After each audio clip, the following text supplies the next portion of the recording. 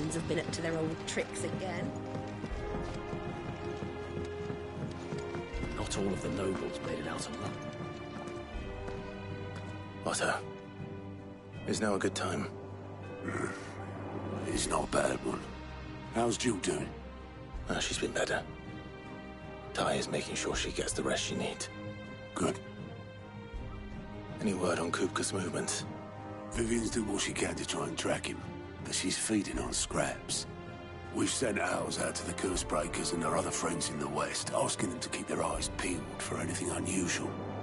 No leads yet, but it's only a matter of time. Right. Let me know when you find something. There he is. All right, Clive. Still busy saving the world. Mid. When did you get back? Just now. What about your studies? Adjourned. Since Hugo Kupka invaded Rosaria. All the canvass in uproar about it. He's gone mad. He's turned rogue. It'll be us next. You try concentrating with all of that. All right. You win. How long will you be staying this time? Dunno. A while, most likely. Any road, while I'm here, I was hoping you could do us a favour. Mid.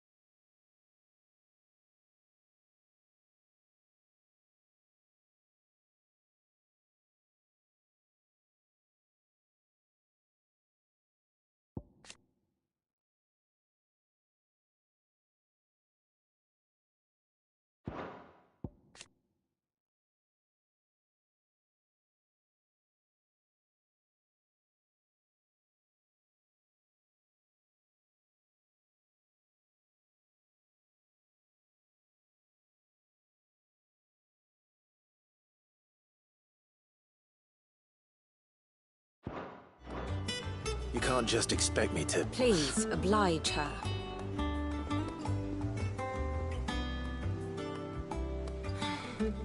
While we are busy tracking down Kupka, you should have a little time to spare. Professor! Now there's a face I haven't seen in a while. Shouldn't you have it buried in a dusty old tome? I did, till a familiar trill pricked my ears. As ever, your exuberance is a breath of fresh air, which successfully scattered the painstakingly assembled fragments of my thoughts. I'll take that as a compliment.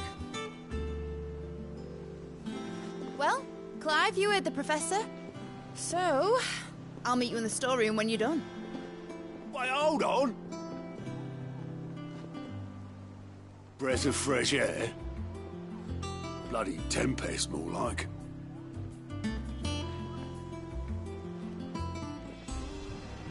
Oi, Otto, you got my gill? Huh? What are you on about? My fee for bringing Mid across. She said you were paying. That little... The storeroom, was it? I wonder what Mid's plotting. Up. When I get my eyes on her.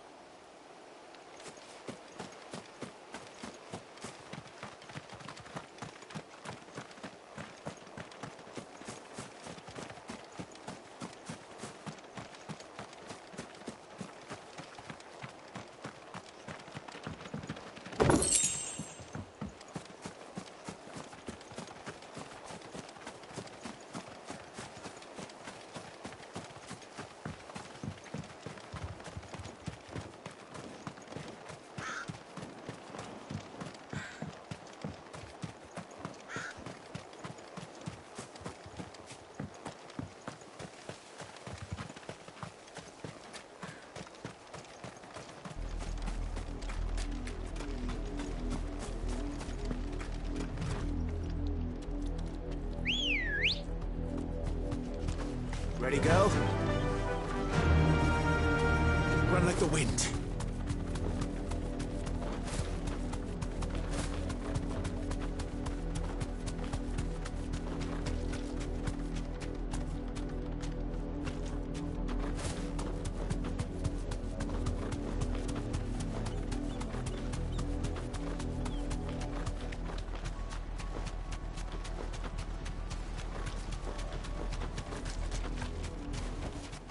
That'll do, girl.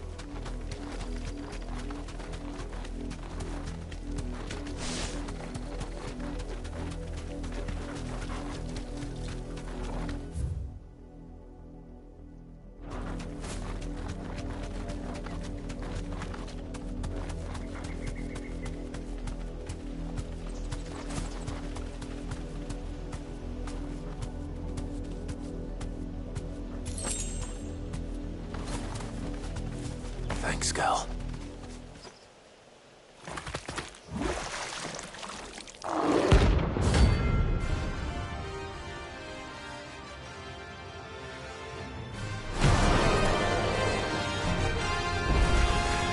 Thought you'd take us unawares, did you?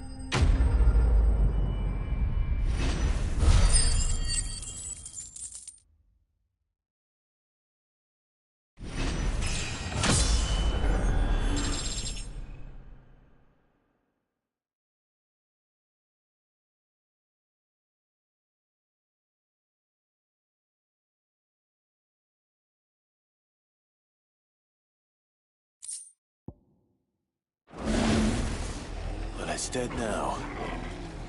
Whatever it was.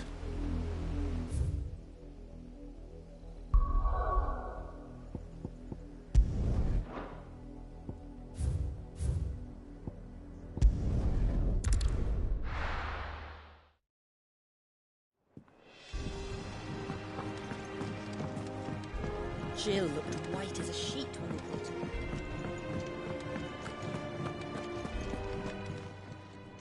Is it business or pleasure? You're rubbing me blind, you know. It'd better all be here. Clive. So, will it be?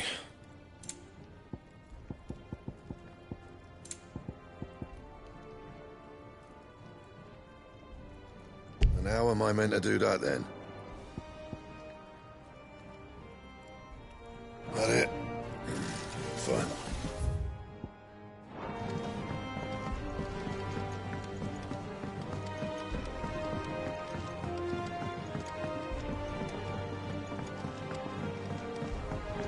How's it coming along?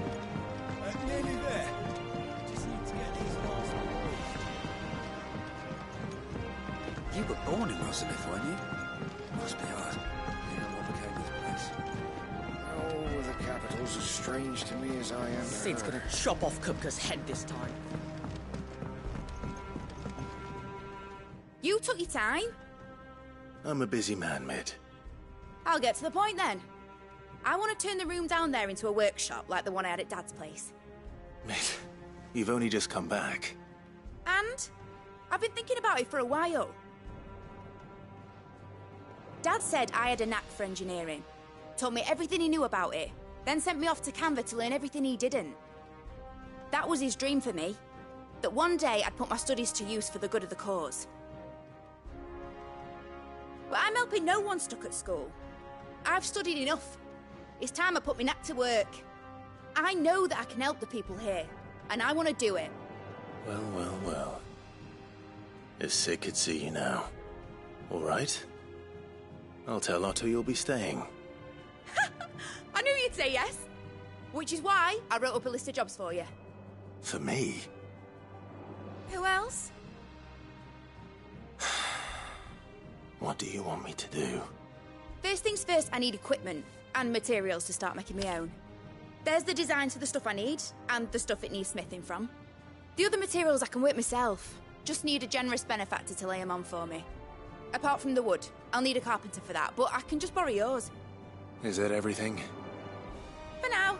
I'll let you know if I need out else.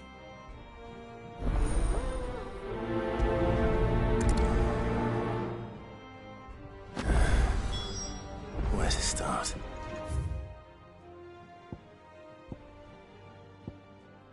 Materials and tools. That means Karen and Blackthorn.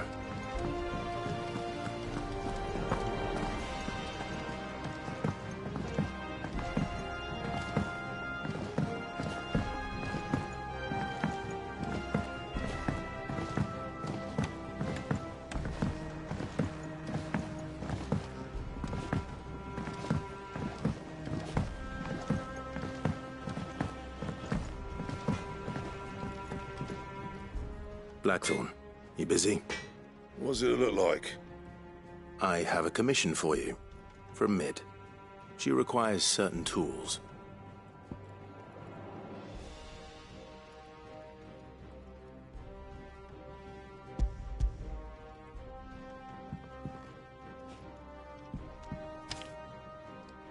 Do you think you can make them? Bloody hell. What's she planning to build with this stuff? An airship? I'll see what I can do. Tell her I'll bring them over when I'm done. My thanks. And Mid's, no doubt.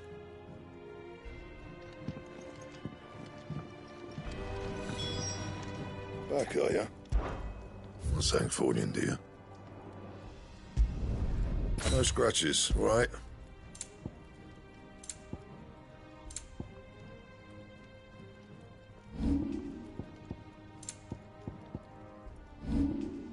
That it?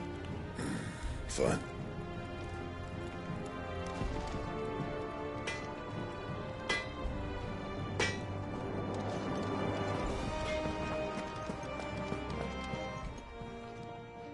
Was wondering where you'd got to.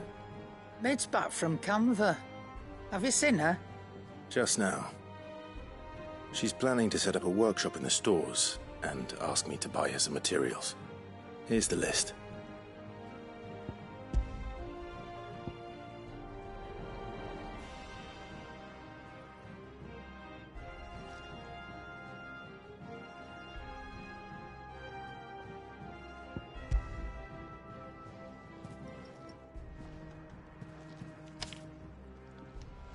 Think you can find everything on there?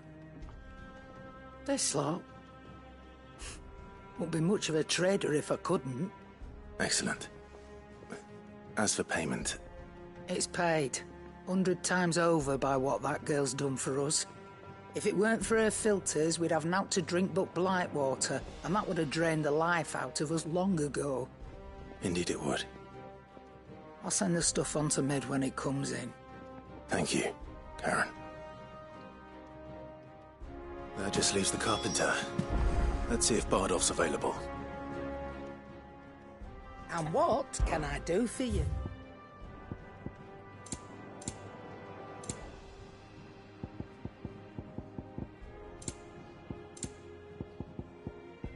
Finished, are you?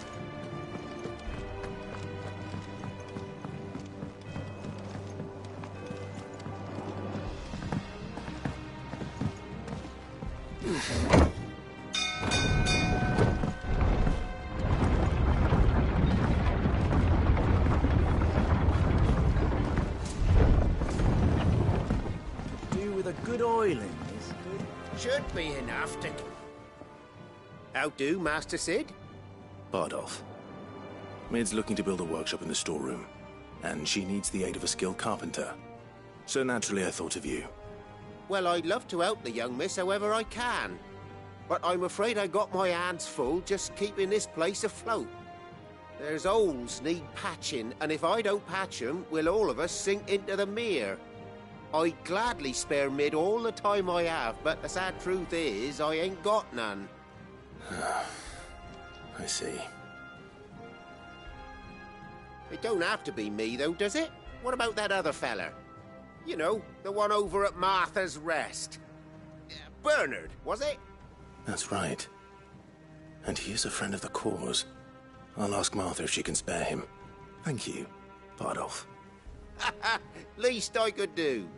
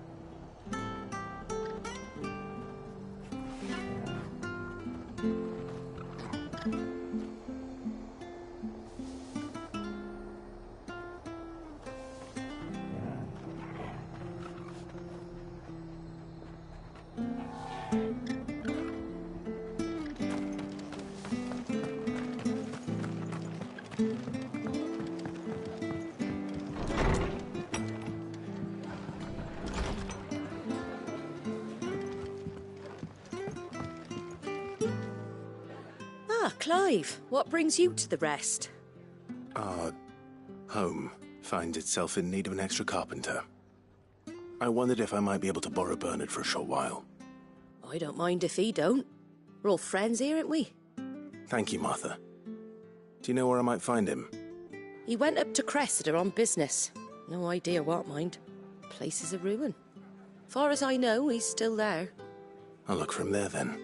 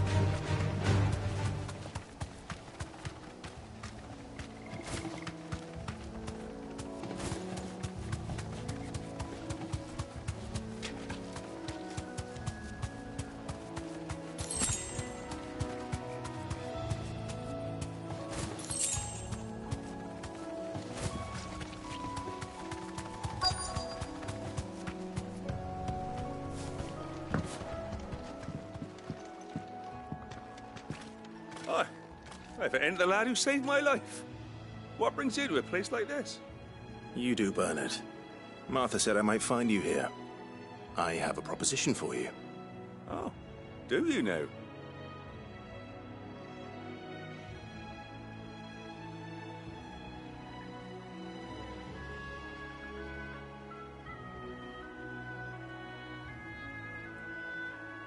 Building a workshop, you say? Well, that beats tacking boards to bridges, sure enough. And if Martha didn't mind me being gone a while, then neither do I. You just tell me where you want me. That's the spirit. I couldn't ask a favor, though, could I? Before we go? Of course.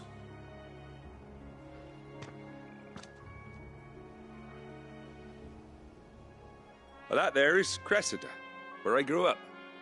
Ain't much left of it now, though. Except my parents' graves. But I came up here hoping to visit. I even patched up the bridge to get across. Only to find the place crawling with fiends. But you're a dab hand when it comes to dealing with beasts and bogles, ain't you? Any chance you could, It's the least I can do. Well, thank you kindly. And take care.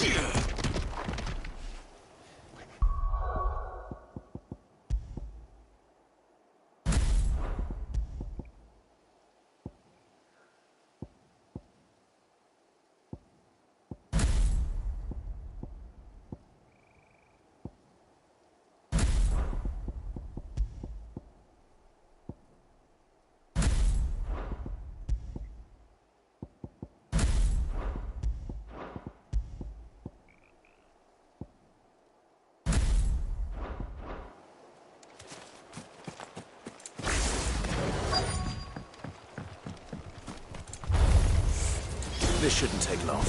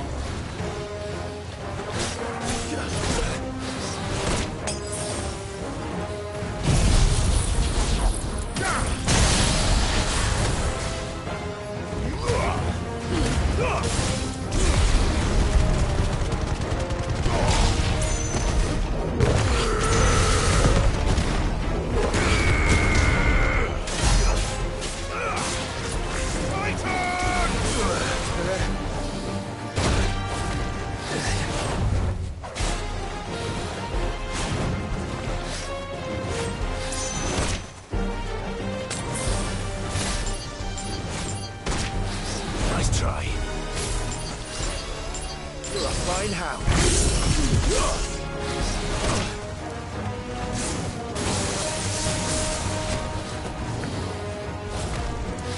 Too slow.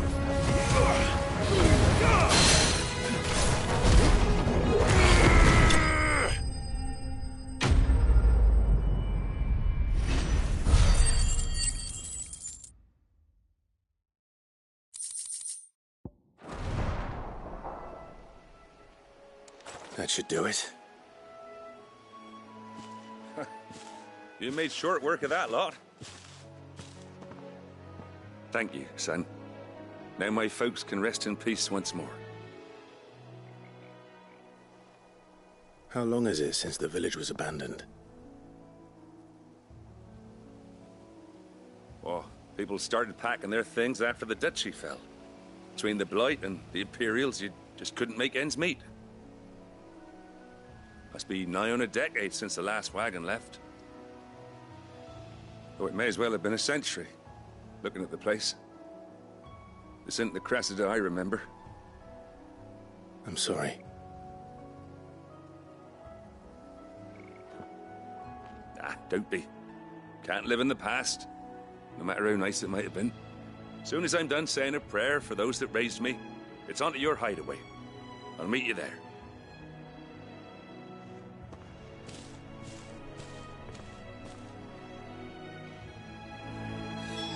That should take care of Mid's little...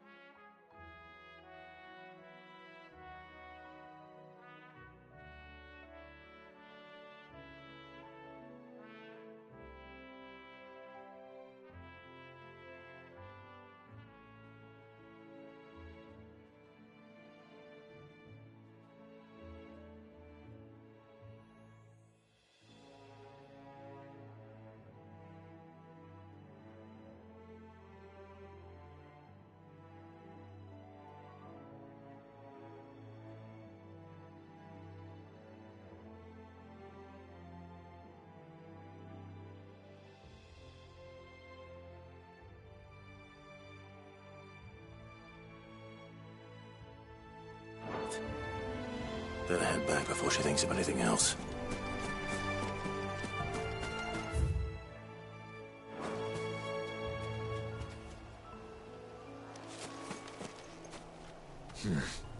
Not here. No use calling Ambrosia now.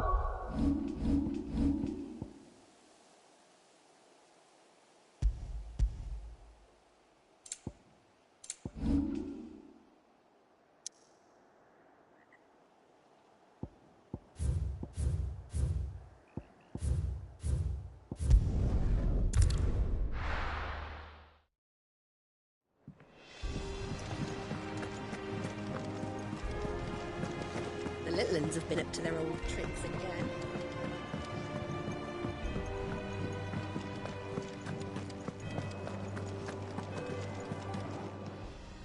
How may I help you today, Clive? All done? How are you doing? Anything catch your eye? Seen enough?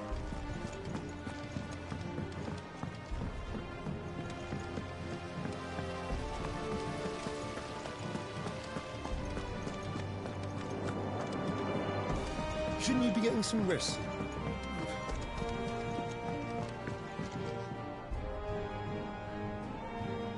All right, Clive. You've all done then? I am. I've placed your various orders, and a carpenter by the name of Bernard is on his way from Arthur's Rest. That's brilliant. Thanks, Clive. Is there anything else you need? Nope. Blackthorn and Lady Karen have already sent over everything I asked for, and I've got all my plans drawn up. So as soon as Bernard gets here, we can get to work. I can't wait.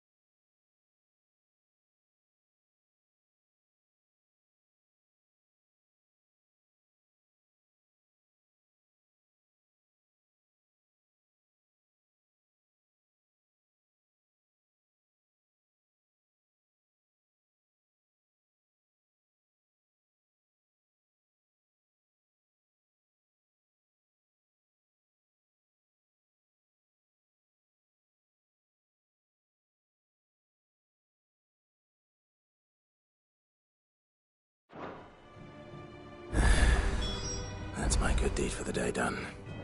Let's see how Jill's faring.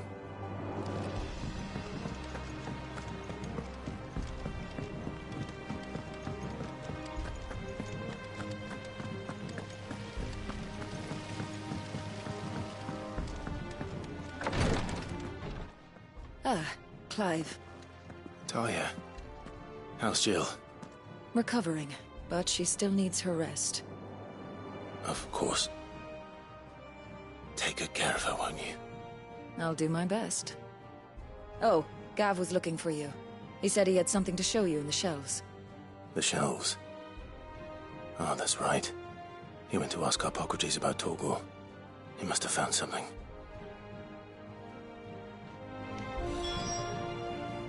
You have the look of a man with the twins upon his shoulders, Rodrigue.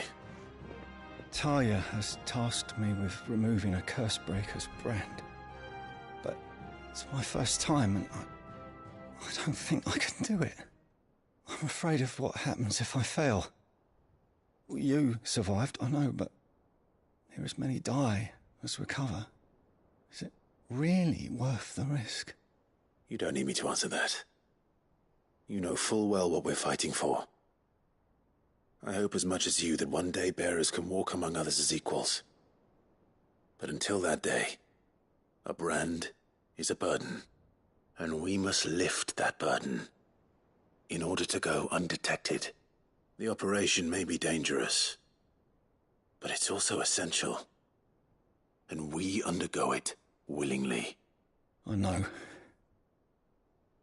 I still wish there was some other way. But griping about my lot helps no one, I suppose. Don't worry. I'll do what must be done. I know you will. Unfortunately, the first thing that needs doing is the preparation of a draft to dull the pain. Something I can't do with the infirmary's ammonia supply so low. What few leaves we have would barely be enough for removing a splinter, let alone a brand. Just tell me what you need. You'll go? Oh, thank you. No one knows Herblord like Taya, and she swears by ammonia for easing pain. It's simple enough to find, if you know where to look. And fortunately for you, I do. Along the river near the village of Amber over in Rosaria. Just search for the bright blue blossoms.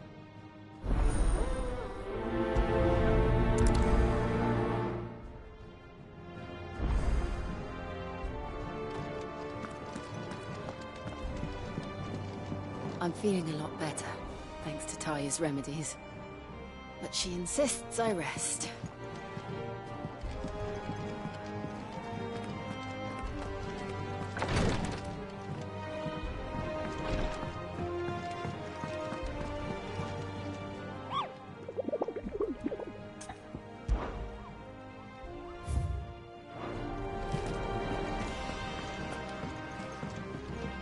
Here for another of my lectures.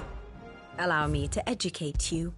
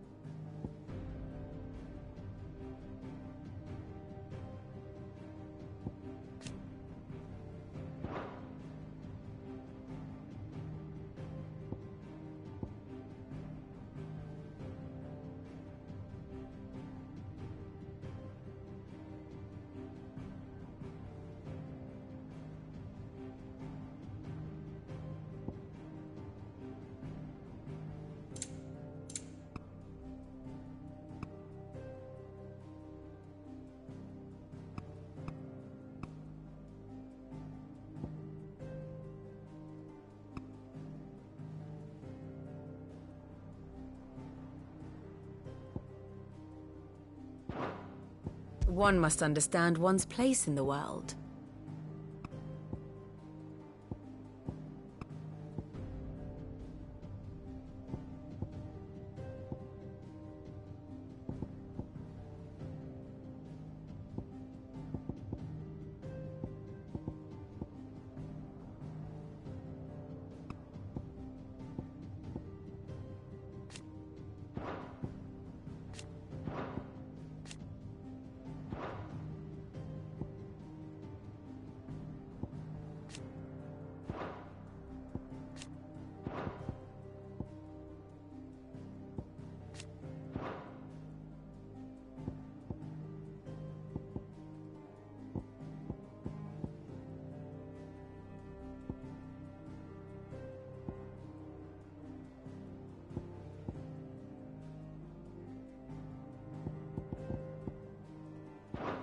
Thus ends today's lesson.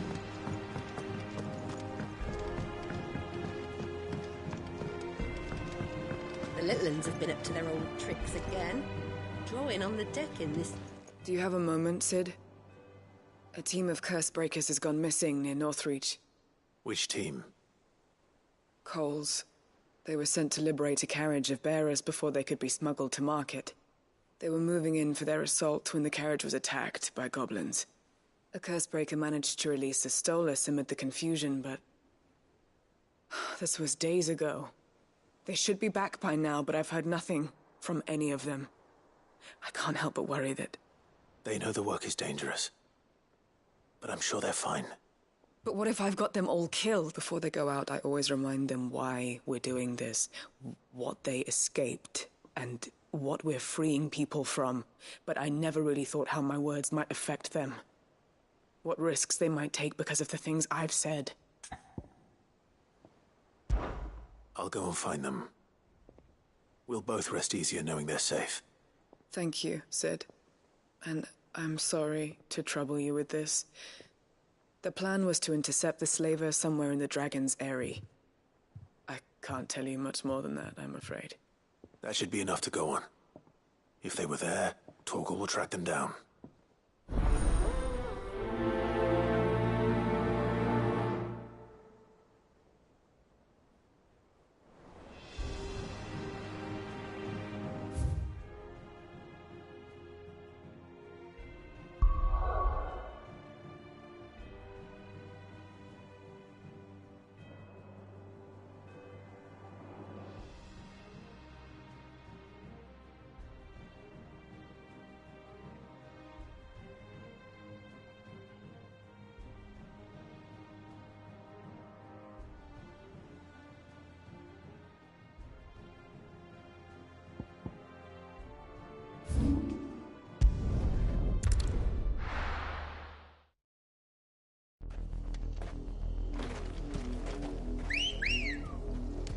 Good girl. Run like the wind. The river was easy enough to find. Now for those herbs.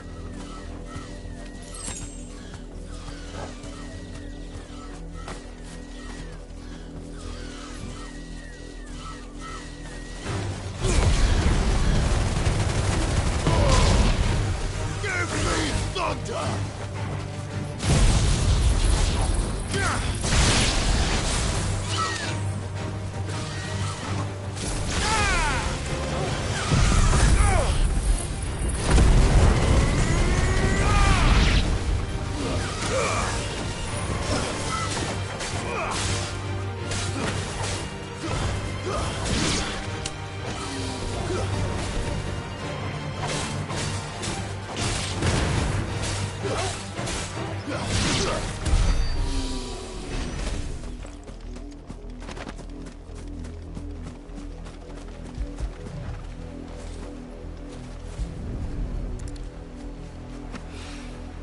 This is the only plant around here with blue flowers.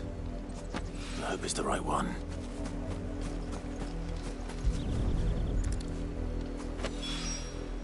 Should be enough to keep the infirmary stocked for a while. Hopefully this will put Rodriguez's mind at ease.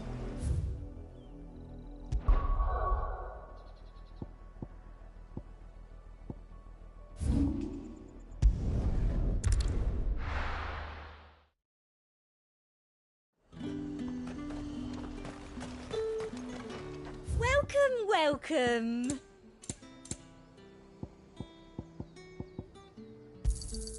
An excellent choice.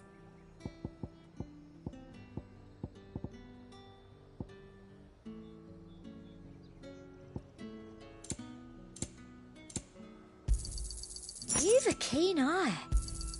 I do like a customer who knows what he wants. You've a keen eye.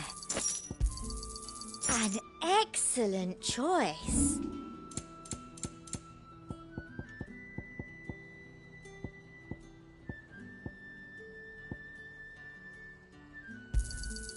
Thank you.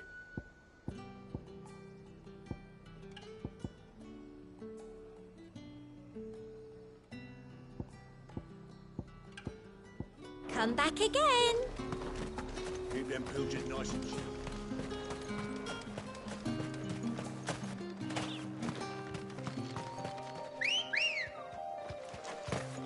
Ready, go?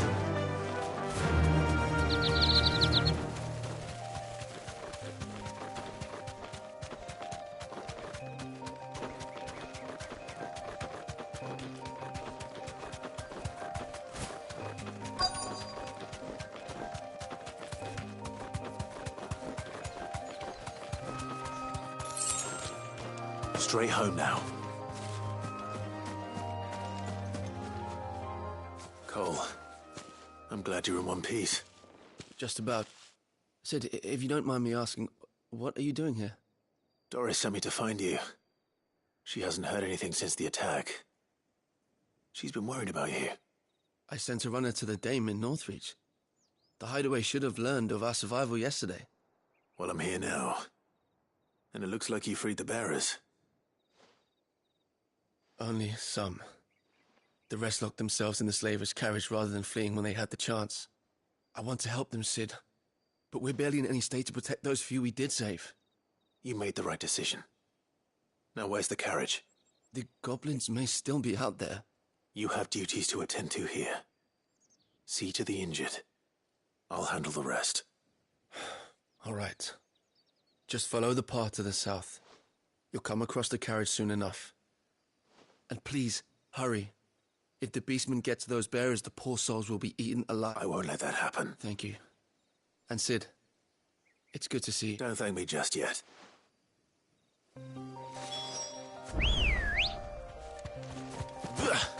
Come on. Fly, Ambrosia.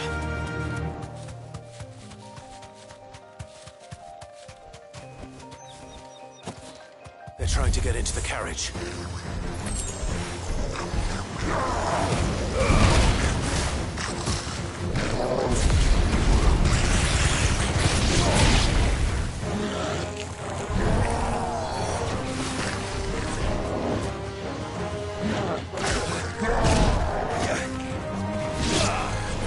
Well done, Toro.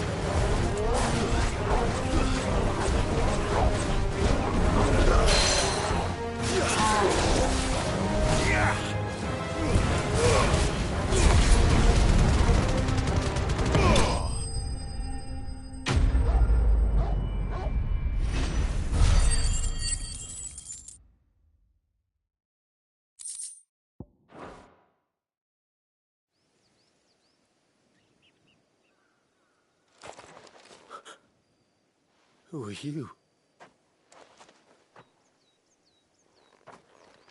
A friend. Are there any more survivors? Why didn't you flee with the others? If the goblins had made it through that door, you wouldn't have stood a chance.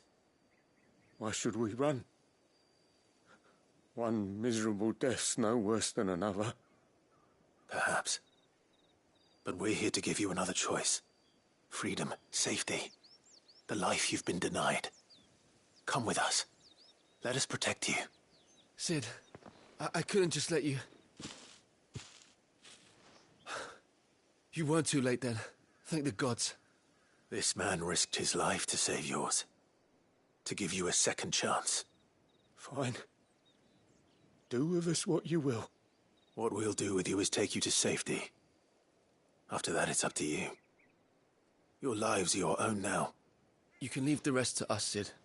We'll get everyone back to the hideaway. Thank you. I'll let Doris know we're expecting new arrivals.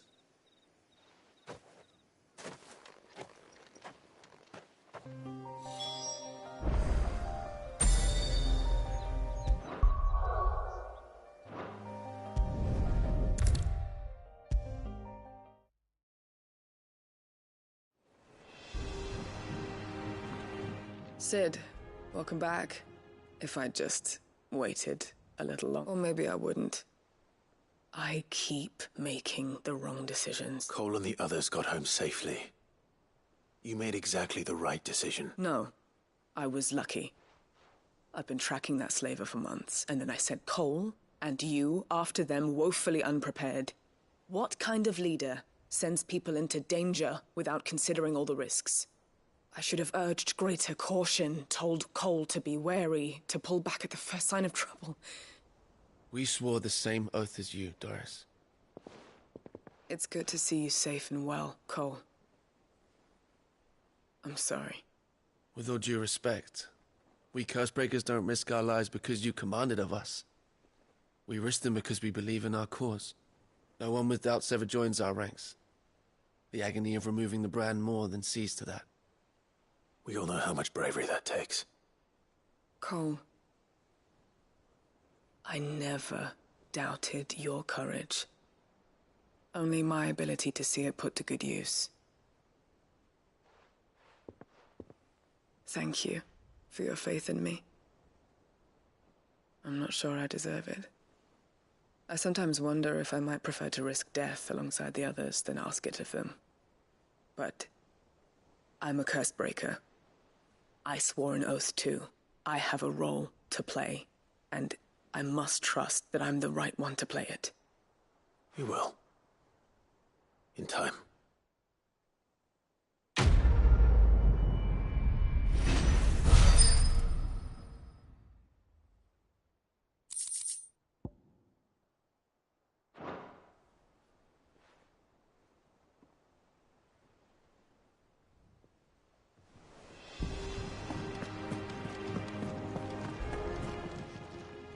Welcome to the Patron's Whisper. All yours. All done?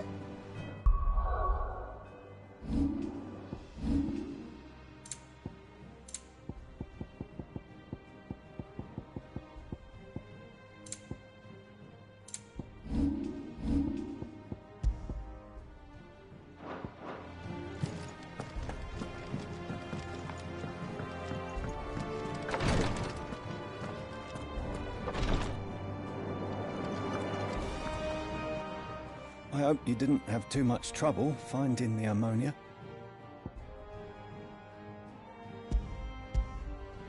Only the usual. Oh, yes. This is it. And more than I was expecting. I dare say the patient won't feel a thing. That is, unless I... You'll do fine. Taya trusts you. Which means I trust you. The hideaway would be lost without skilled physicers like yourself. Thank you for the kind words. Truly. But... I'm sorry. I'm still terrified. The brand is more than just ink on flesh. It's a death sentence. Milk of the wyvern tail lurking just below the surface of the skin. One ill-conceived incision. A single slip. and the poison fouls the patient's blood. Failure means death, and even success means tremendous pain.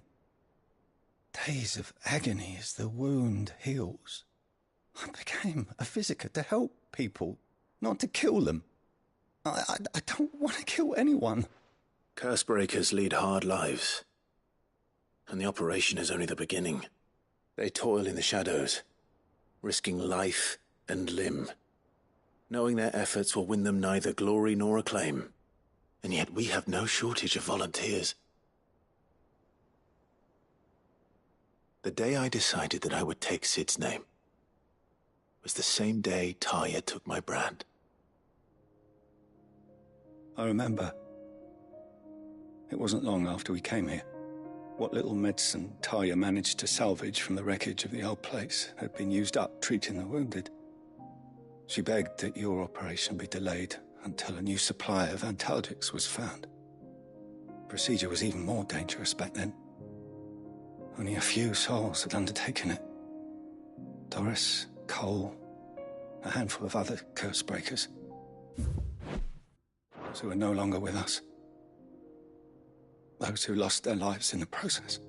It wasn't something to be done lightly. No. But it was something I had to do, if I was to take Sid's name.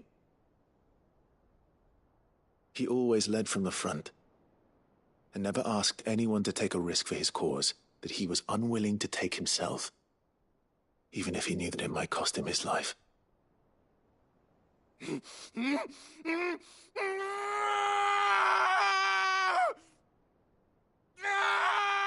Hold still, Clive! Hold still!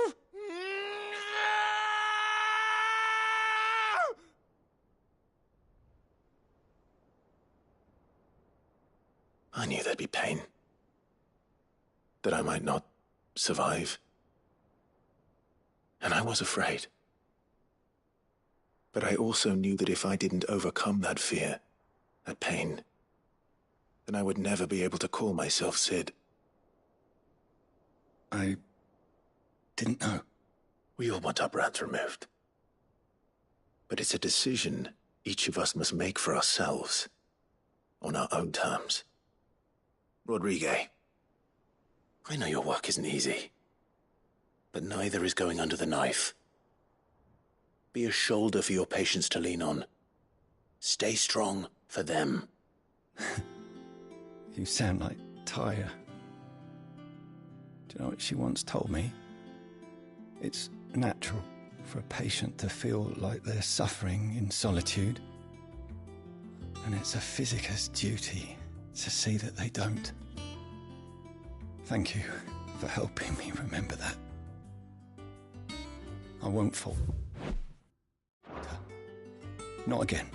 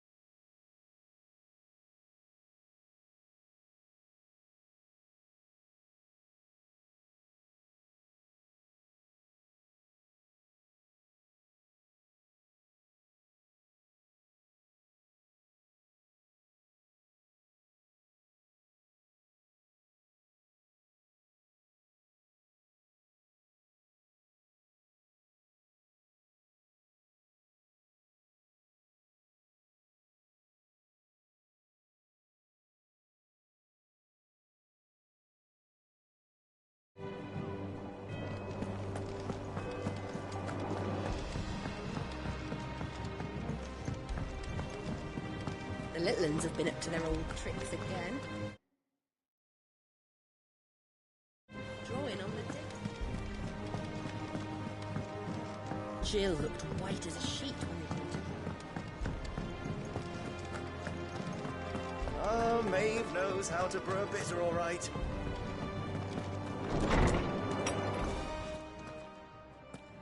Clive, where have you been?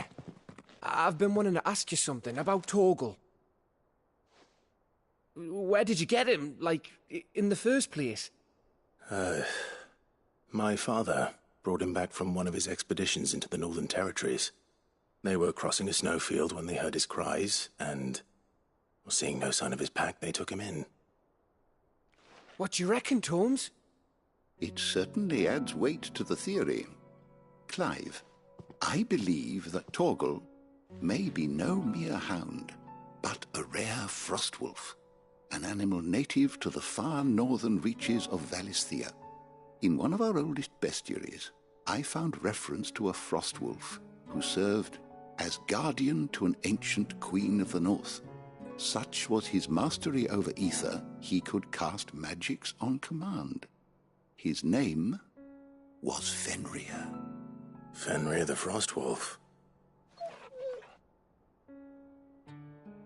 Now, the annals do not state it explicitly, but I have reason to believe this queen was a dominant of Shiva, a girl from the Northern Territories and her faithful hound. One awakens as the dominant of Shiva, and the other? You're saying that Jill granted Torgal his powers? What? Just like Fenrir. People called him my hound, but Torgal and Jill were inseparable. He grew up as a faithful companion to the dominant of Shiva, and years later, his powers awakened, just when his master needed him the most. You're right. If it weren't for Torgal blasting those bastards to Kingdom Come, Jill would have been for it. Quite. Though Torgal's power is his own, his latent birthright as a frostwolf. It had only to be unlocked. Oh, get you, Torgal! You're an even finer hound than we thought. And regarding your original concern, you need not fear for Torgal's health. Why, the beast has the appetite of a behemoth. Just this very morn, I found him with his nose buried in my nuts. There you are! I've been looking everywhere for you. Bernard's here. I need you to introduce us so we can get to work. I shall be a moment.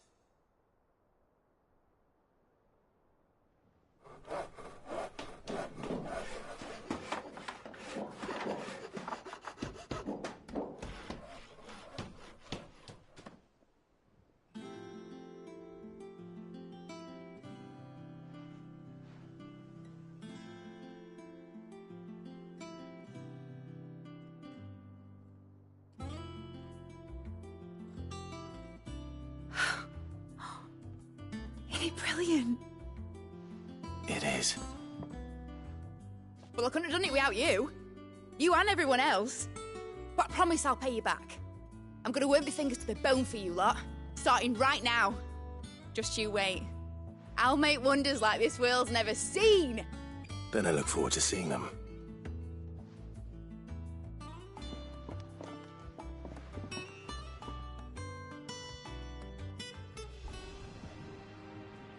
Now that that's settled, I wonder if Vivian's made any progress tracking down Kupka.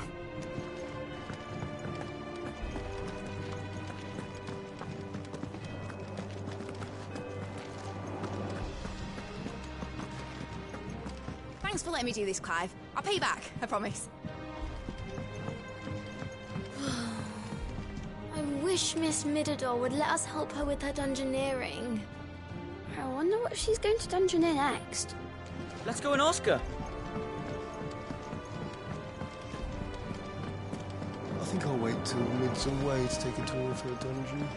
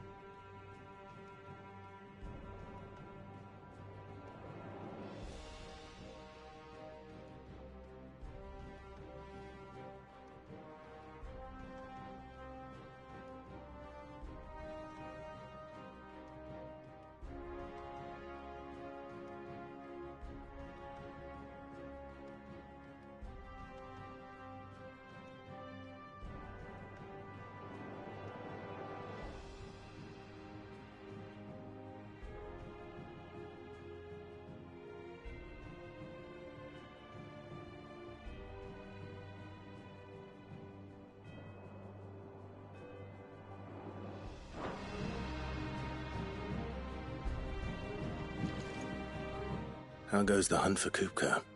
Largely in circles. We have myriad sightings of strange soldiers in unexpected places, but nothing definitive as yet. If only we knew for certain by what route he left Rosalith.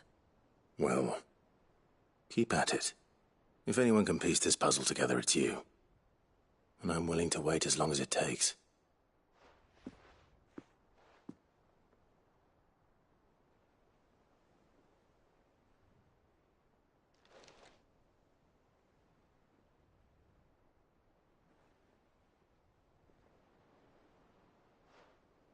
What? Here? Would that be a problem? Do you know, Clive, I believe it a mercy that you didn't inherit your father's throne. Your poor people would surely live in fear of you. You have nothing to worry about on that front. I won't be claiming his crown. That is a relief. Clive, have you got a minute? We, have a guest. A guest?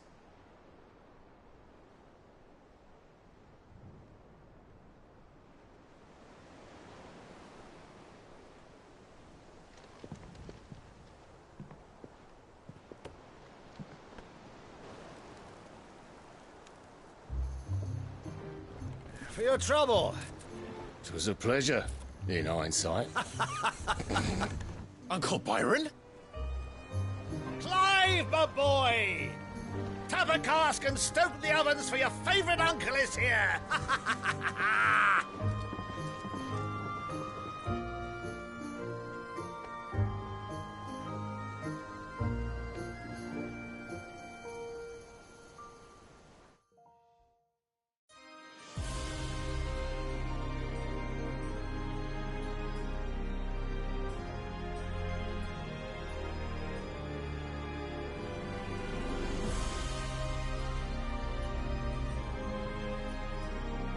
The Dalmekian government sues for peace. How shall we respond? If they're willing to accept their fault in the matter, I see no reason to refuse them. Still, we must insist on substantial reparations. Twinside stores are not as bottomless as reported. Aye, and we have many more mouths to feed. We shall just have to have the Dalmeks empty their treasuries for us.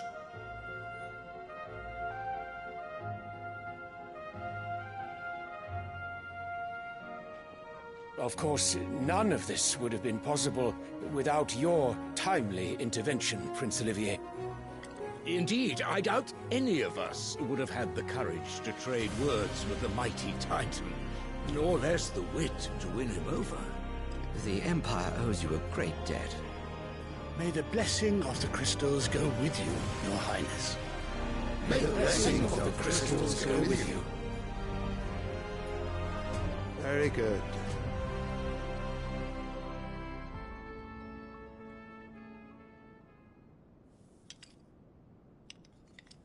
Now, let us come to the question of precisely when the Dalmeks will withdraw their troops. Dion's fire could rid us of them in mere moments. The men of the Fist will not withdraw until a peace treaty is concluded. So let us keep the negotiations open, give them time to gather what gold and trinkets they can, and once they deliver that which we demand, what worth is a piece of parchment? Your Radiance, were Prince Dion to take the field, the enemy would surely send their own dominant to meet him. And while His Highness would of course prevail, there would be heavy losses on both. You need not fear Hugo Kupka. He is engaged on the Western Front. Even were the Dalmeks to send for him, he would not arrive in time. As much as I would enjoy witnessing a clash between Bahamut and Titan, it is not to be. And what of your subjects, Your Radiance? If the fighting spread to the city proper, the people would bear the brunt of it. There will be losses, it is true. Yet for every citizen who falls, another can be bred. For every home that burns, another can be built. The Empire will live on.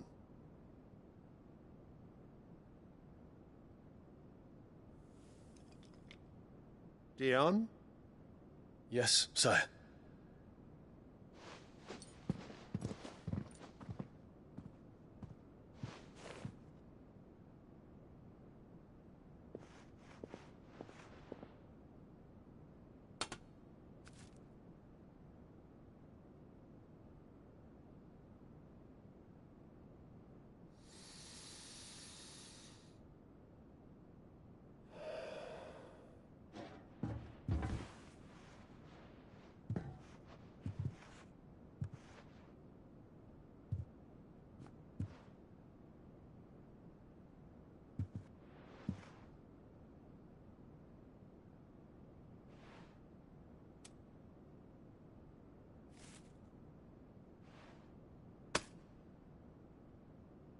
Prepare for battle. But sire... Do not make me repeat myself. Return to your camp and await my orders.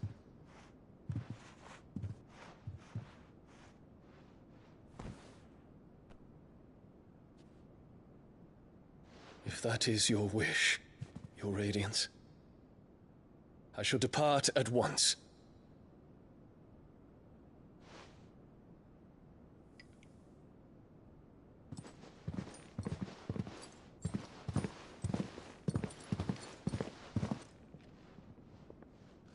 May Gregor forgive you.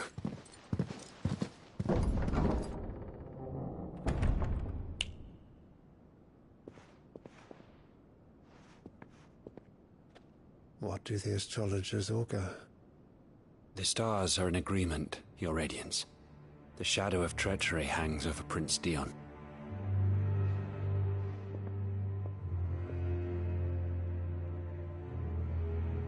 So Annabella's tales were true. You disappoint me, Dion.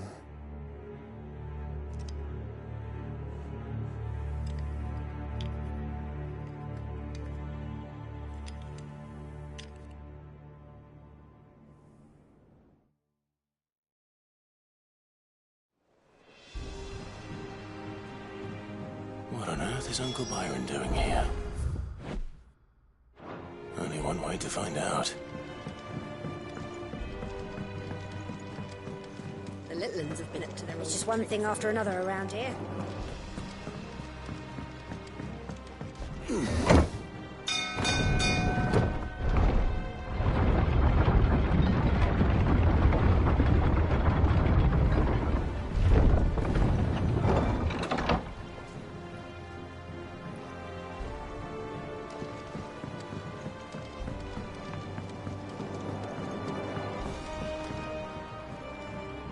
Ah, my dear nephew. How I've missed you.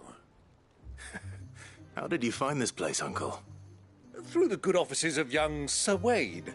He really is the most helpful fellow. As are you, I hear. The Guardians and those they freed tell the most outlandish tales of your heroics in Rosalith. Which is why I came, to learn the full truth of the matter. Sort the fact from the fiction, so to speak. You were working with the Guardians of the Flame to evacuate the people of Rosalith to Port Isolde. I was, aye. Then I have questions for you.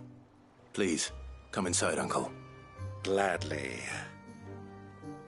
You there?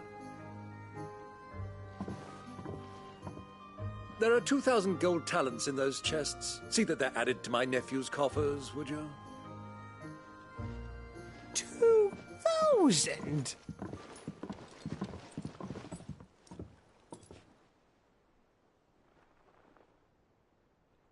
And I'm afraid that is all I know.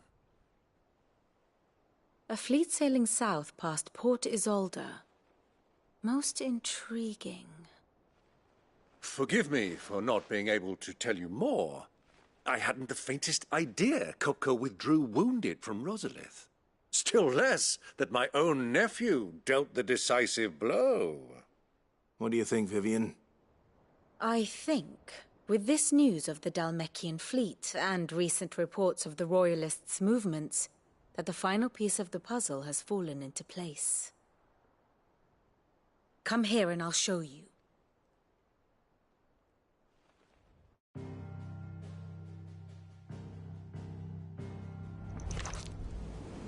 It is known that Kupka's forces entered Rosaria via its unguarded coast.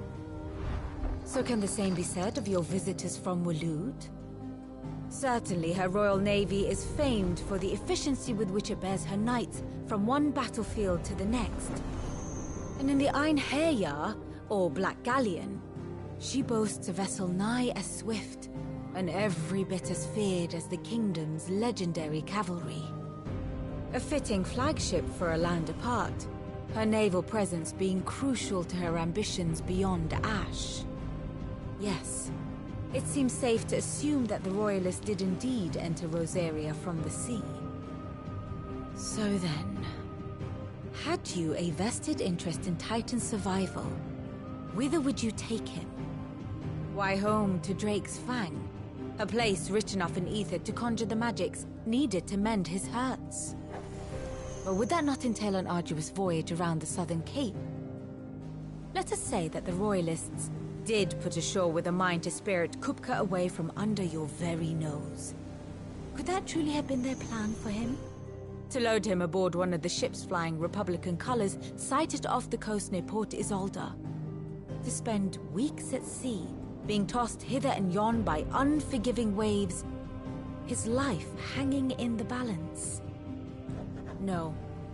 The journey would mean Titan's death, and Kupka's faithful creatures would not allow it. So what then was the plan of our Waluda friends? Reports suggest they made not for the coast, but for the desert. And by cutting through the Velcroy, a party traveling light would have Titan back in his bed days before a galley could lurch into port. To wit, it was the Royalists, not the Republicans, who effected Hugo Kupka's safe retreat. I would stake your life on it.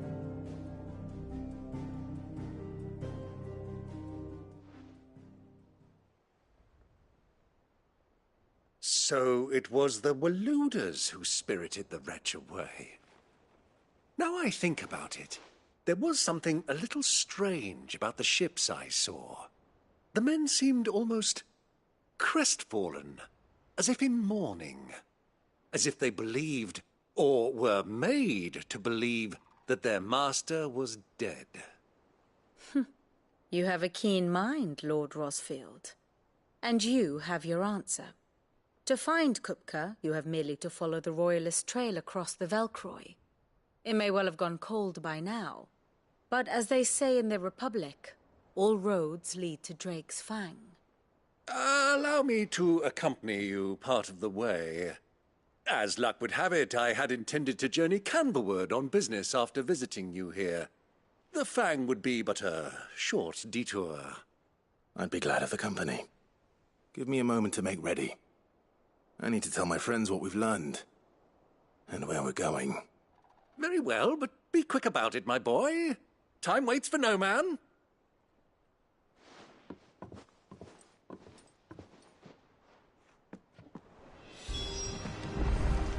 Bid's finished outfitting her little workshop, I hear. With a little help from Sid, of course. Of course. Our new leader's no better at resisting her wheedling than the old one was.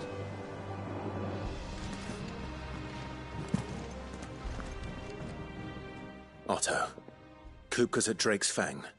I'll be leaving before sunset. You're not going in there alone, are you? Don't worry. I'm not going there to destroy the Mother Crystal. All I'm after is Kupka's head. I won't risk any more than I have to. I promise. The Lanza and the Fang are all Kupka's personal fiefdom. You have any trouble on the way, you ask for Rosina Dalamil. Some call her the Desert Hare. Who is she? An old associate of Sid's. And only Sid's. All I know is the name, and that they used to meet at the Dalamil Inn. We've heard nothing from her since he died. but I'm thinking maybe the new Cid might be able to bring her back into the fold. Thanks. I'll keep that in mind. So, what about your uncle? I mean, he's welcome to stay, but... Don't look so worried. He'll be coming with me. Thank fuck for that. Gav, Otto, I'm leaving you two in charge. You can count on us.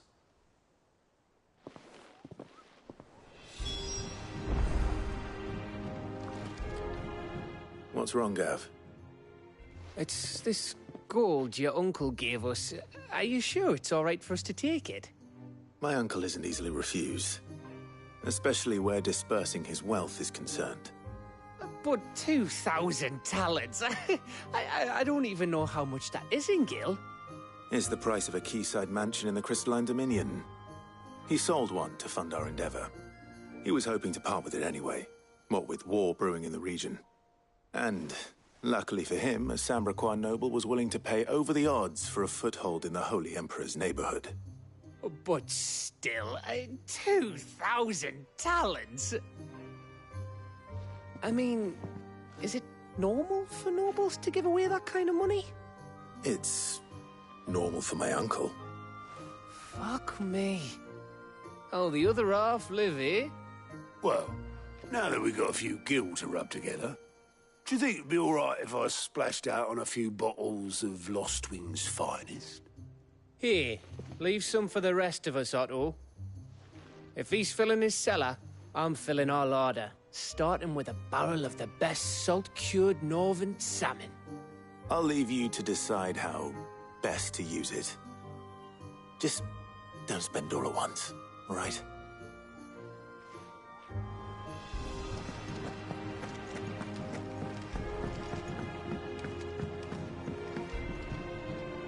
All right, Uncle. I'm ready to depart. Shall we? We shall. Come, let us away to adventure.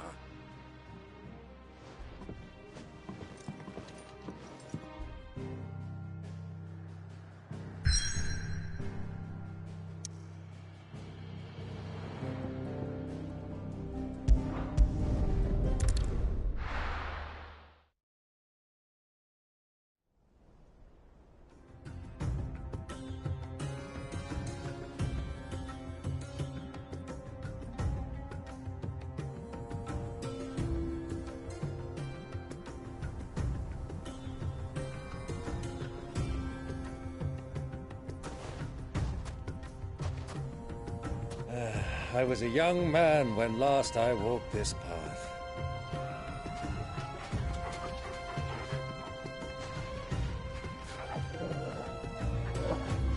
There's an old trading post not far from here. The road to Drake's Fang leads through it. The trading post it is.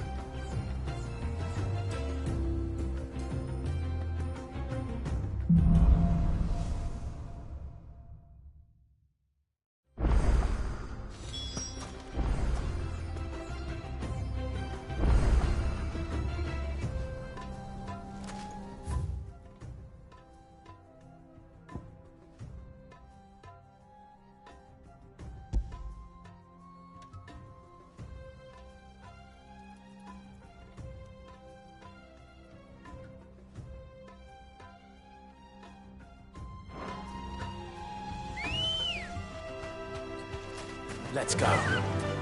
Run like the wind. Our destination lies over that dune, beyond the ruins. Mark them well, Clive. It's all too easy to lose one's bearings in the sands.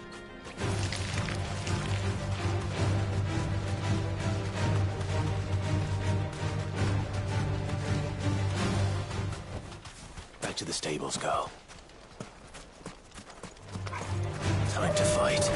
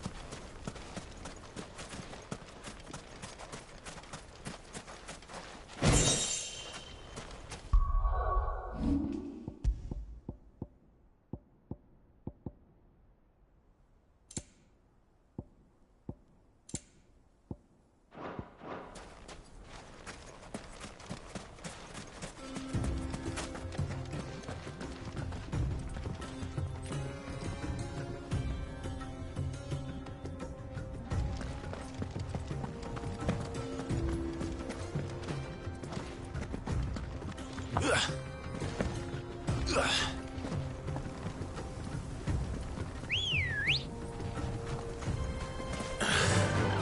can't see a thing. Come, Clive! Let us turn back before we lose our way! Fly, Ambrosia.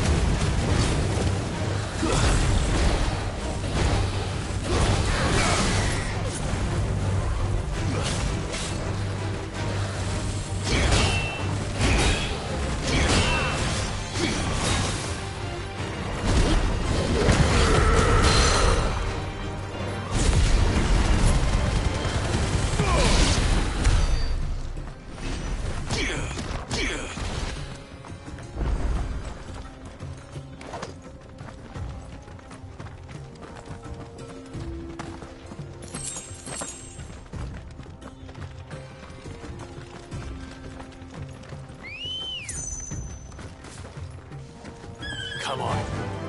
Faster!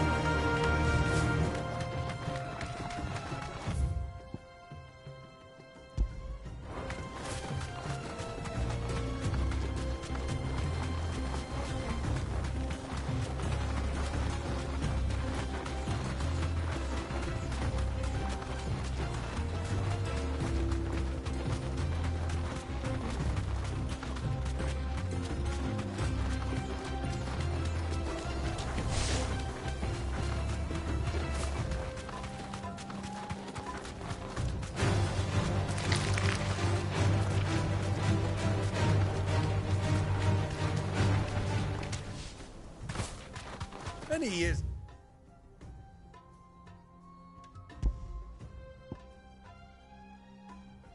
ago, when you were just a boy, you and I rode this way together, accompanying your father on a scouting expedition to Drake's Fang. He let me come with you.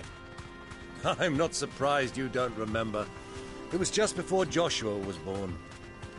You were so eager to be there when your brother arrived that you whipped your chocobo too hard on the journey home and fell from the saddle.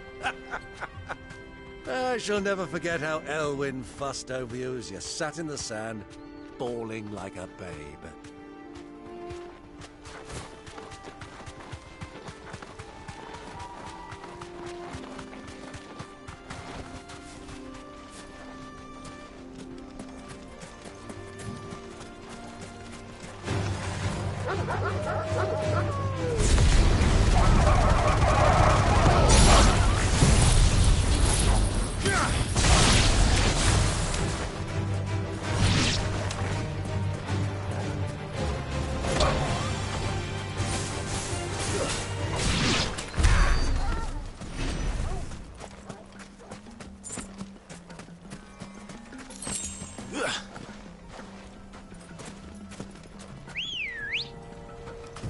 Let's go.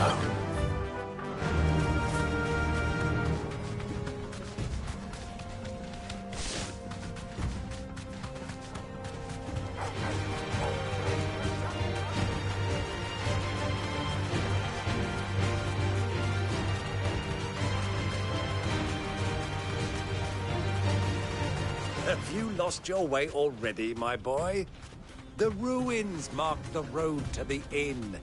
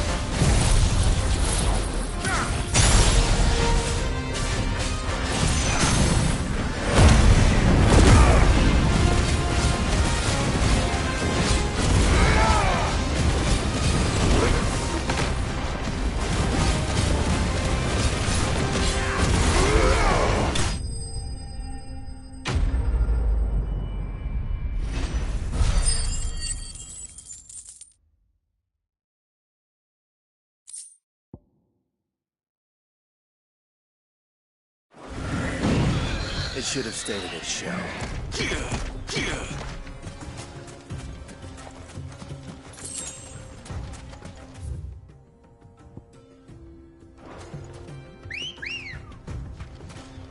Ready, go?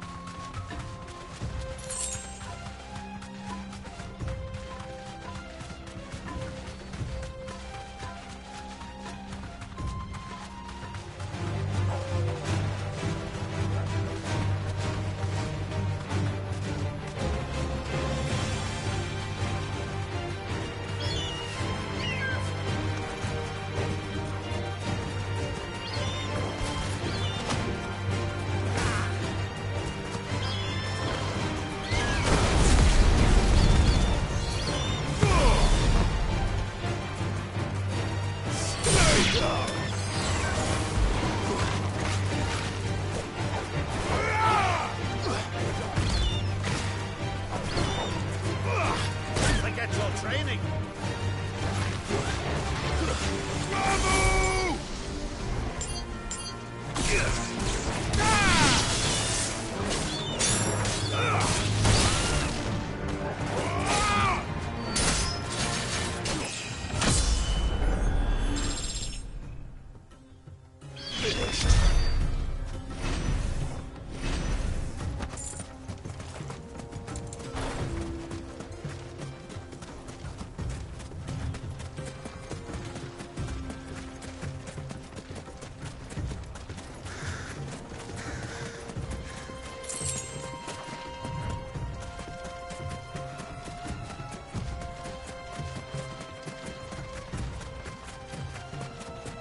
Who do you think those soldiers were in the end?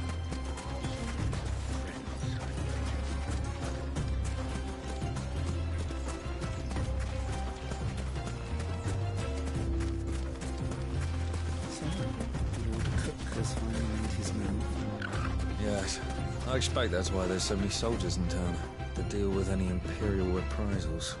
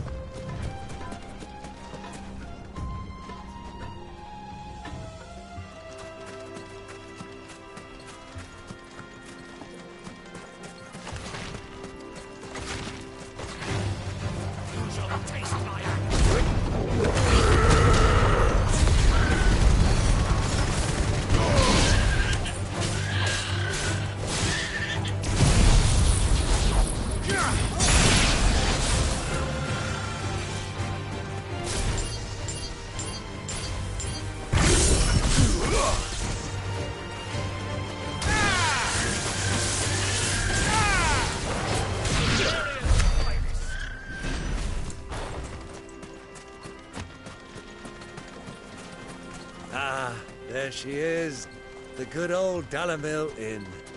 Do you know, this heat has given me quite a thirst. Quick drink before we press on?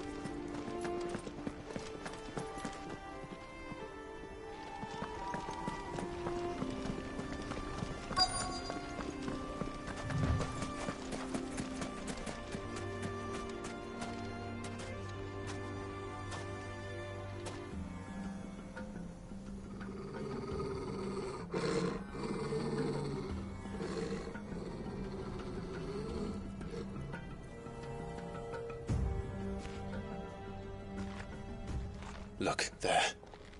Those are ashen steeds. No doubt about it. And such a long ride from Stonehere. Our Luda friends must be soothing their saddle sores in the inn. Shall we join them?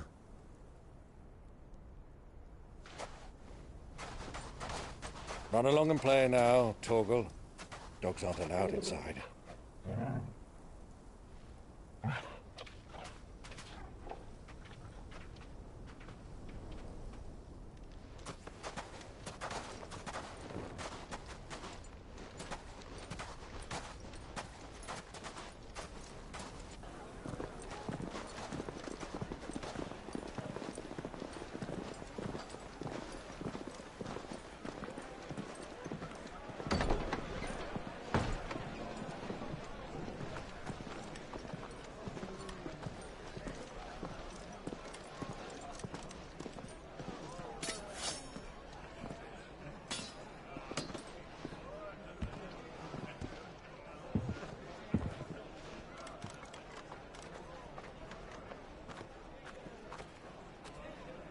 Good day to you. Eating?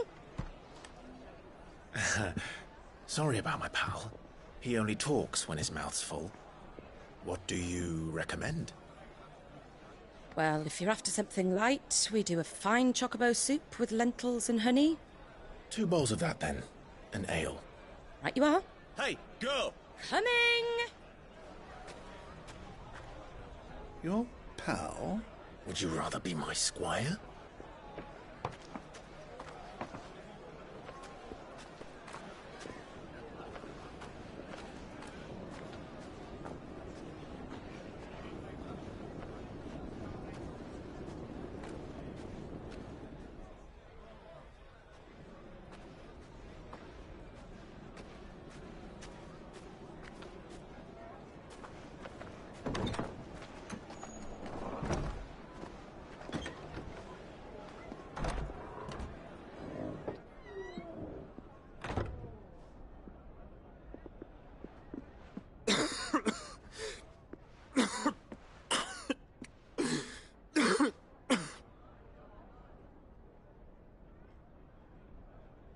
Your Grace, it is plain you are not yet well enough to travel. If you would only let me take you to someone who can better attend to your ills. No, we must press on. Prince Dion has returned to his camp and will soon depart for the front. I must speak with him at all costs. Miss this chance and I may never get another. You do understand that? Yes, Your Grace. But you must at least agree to take your medicine. I'll fetch you some water.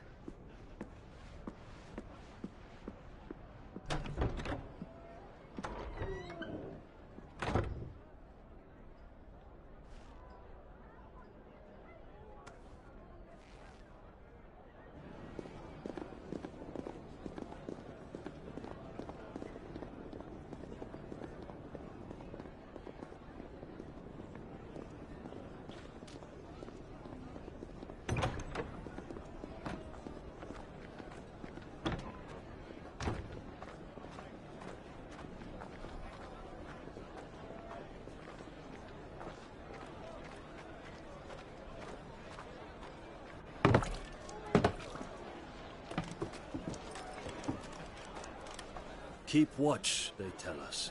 But all I see is sand. I hear they got our guest back to the Fang without any trouble. We'll be leaving soon enough. Why the Lord Commander dragged us all this way just to save that blockhead skin, we'll never know. Dominant or not, he's a bloody idiot. That'll be Cooker, then. Well, let's get this down us. We've a long way to go. Hey, you!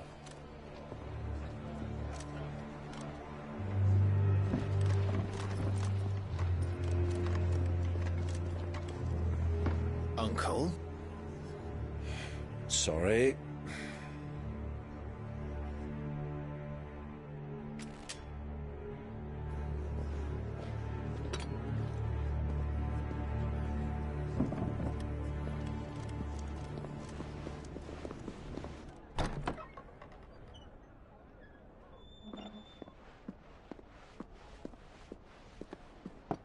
Can you walk, Your Grace? What's wrong? I fear trouble may be brewing downstairs.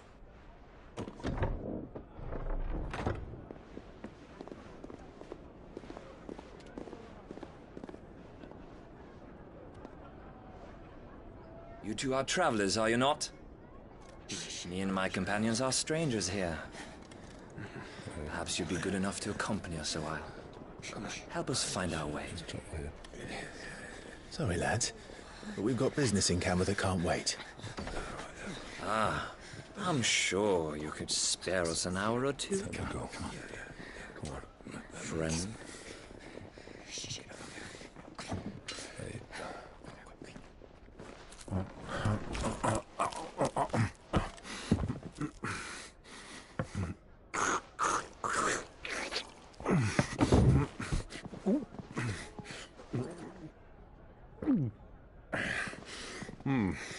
I'm afraid we don't have a moment to lose.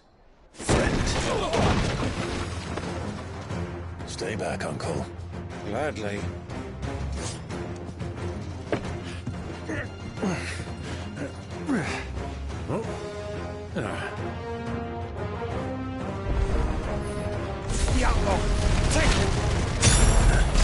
Try it.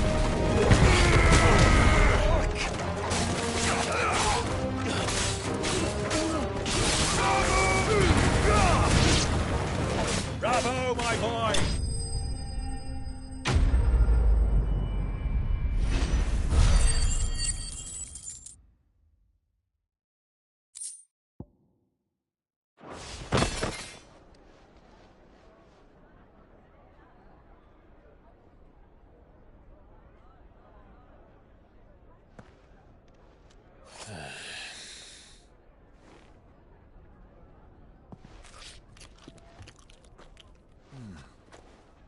For your trouble.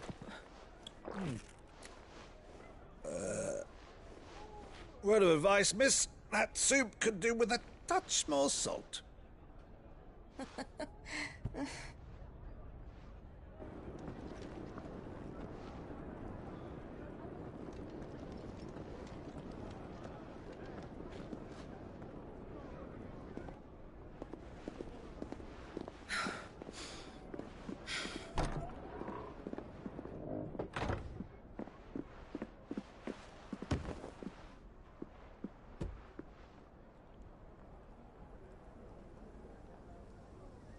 Now's our chance.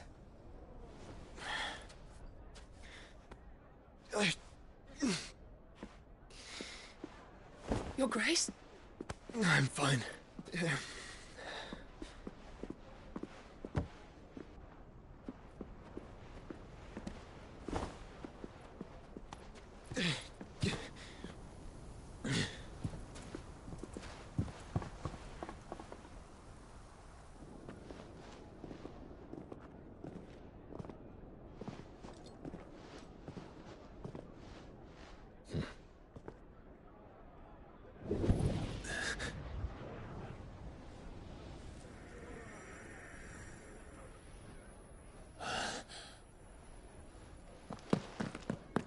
Clive?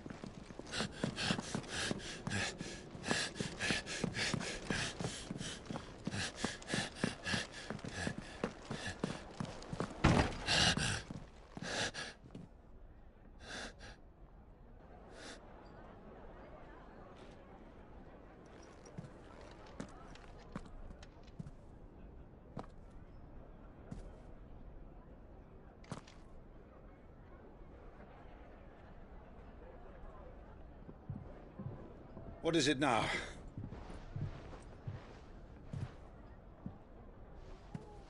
It's nothing. Let's go.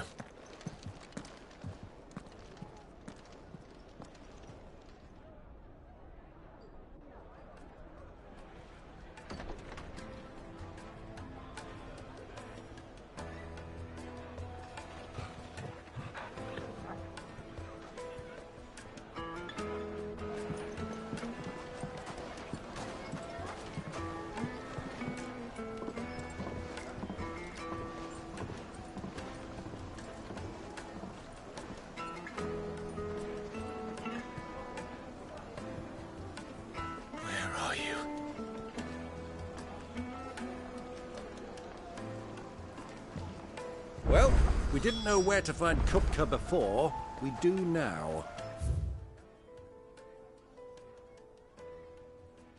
The Royalists said it themselves. Their guest is in the Fang. We should press on before any more of their friends turn up.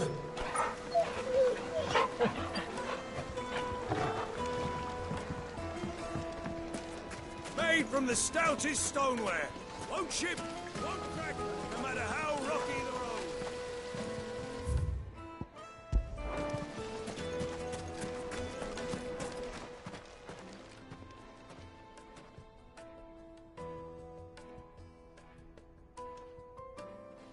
Ah, they've closed the road.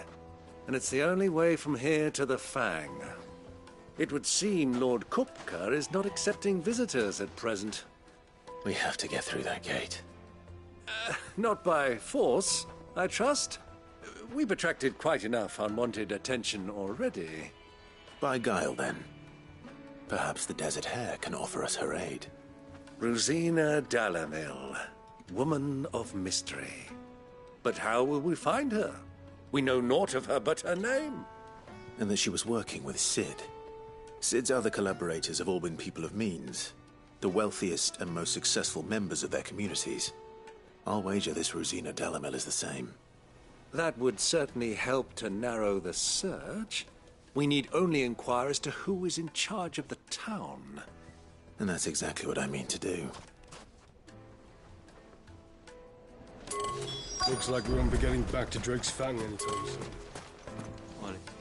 Anything I can interest you in?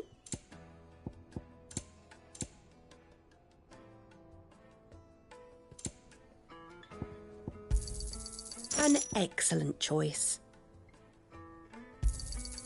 My thanks. An excellent choice.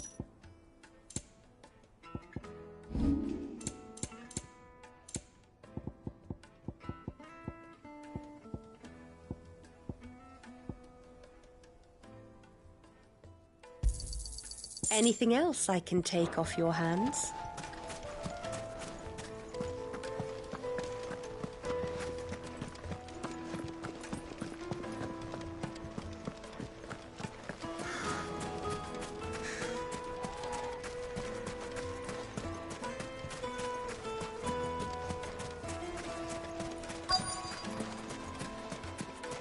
Light it, for Gilbert's sake. 1,000 gil for a measly bunch of Gazal greens. What do you want? Can't you see I'm busy? I won't keep you long. I'm looking for someone. A woman by the name of Rosina Dalamil. Do you know her? Never heard of her. Is that all? One more question. If I wanted to find the richest trader in town, where would you recommend that I look? Well, that's easy. The Briar's Kiss. Won't find a finer smithy this side of the strait. The owner's only a young sprig, but he's got all the right ideas. The Briar's Kiss, you say? Thank you. I doubt this young sprig is the person we're looking for. You said Sid's contact was likely to be an influential sort. Influence comes with age and experience. Believe you me. This river runs all the way to the southern seas. They used to load the crystal onto barges and sail it to the villages downstream. Before the canyons were lost to beasts and bandits. When I was a girl, I would wave to the boatmen as they set off on their long journey, and they would throw me sweetmeats in return. Such happy times.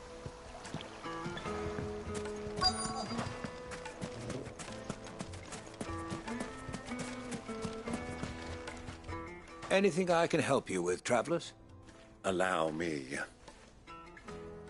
My good man, we represent one of the oldest and greatest trading houses of Port Isolde. We're seeking to expand our business in the region and would very much like to make the acquaintance of Dalamil's leading entrepreneurs. If only we knew where to find them. Well, we're best known for our baths, our markets, and our smithies. I suppose you could do worse than start your search at one of those. Thank you. You've been most helpful. Oh, you wouldn't happen to know a lady by the name of Rosina Dalamil, would you? No. I can't say I do. Well, thank you all the same.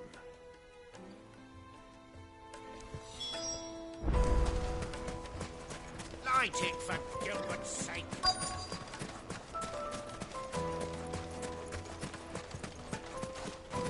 Mummy, I want to play with the crystal. How many times do I have to tell you? It's not a toy. Can I help you? Yes, I'm looking for a woman by the name of Rosina Dalamil. A long-standing pillar of your community, I believe, from old trading stock. Then you should ask Ferda. He's been here for years. Knows the place and its people like the back of his hand. And he's in with all the old merchant families. Try the baths. That's where you'll usually find him. Thank you kindly.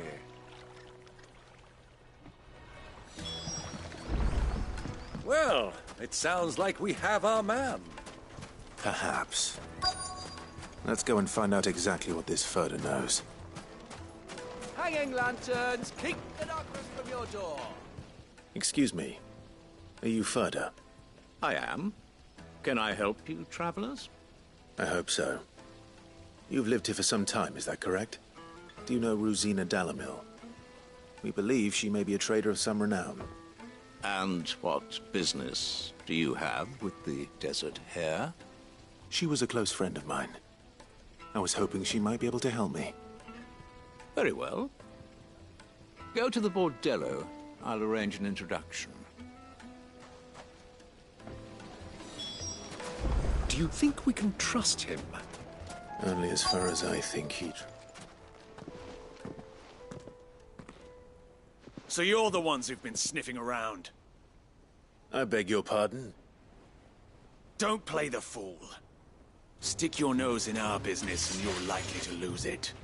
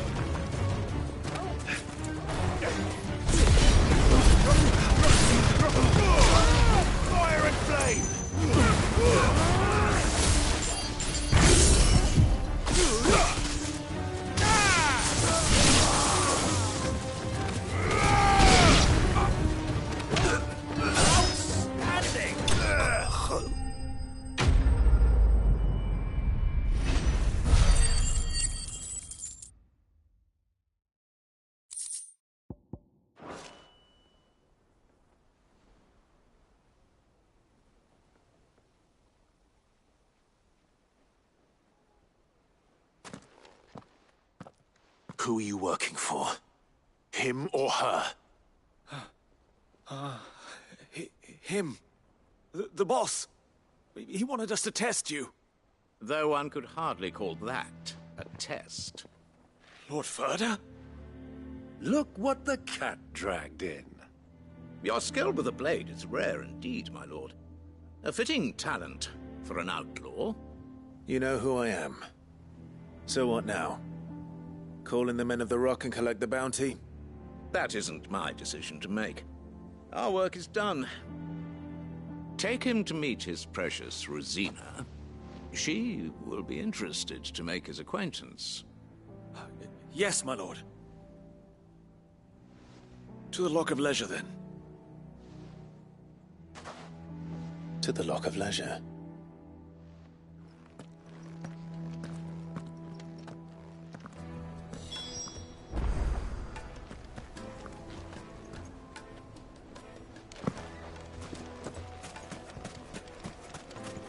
Plates and pots! Kneaded to a silken softness, like eating a cloud with a fragrant crust. herbs and spices from the breadths of the twins and beyond. My carpets have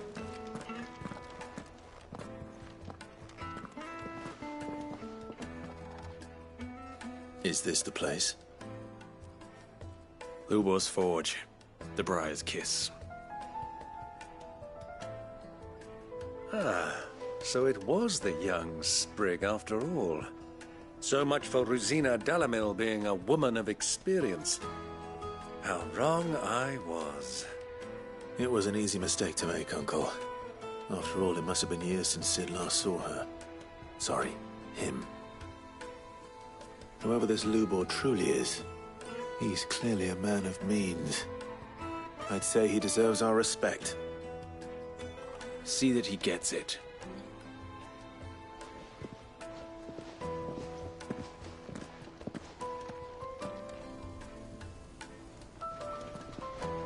Lubor, Lord Furder told me to bring them to you.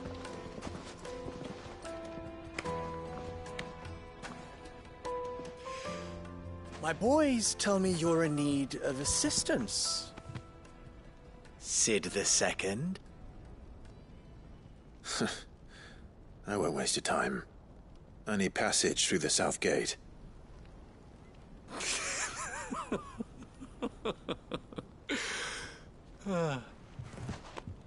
Tell me, what do you think is a merchant's most important commodity? Why, trust. Everyone knows that. Without it, you have nothing. And nothing is exactly what you have. And so, for you, I, too, have nothing. I'm not in the business of helping every lost puppy that wanders in off the street. I'm a busy man, as you can see. Let's leave this mummer to his farce. By all means. Find someone else to help you on your way. Just be sure to tell them you're not the two travelers from the inn the guards are looking for. Don't want them jumping to conclusions, do we? Why, you... So, what do we need to do to earn your trust?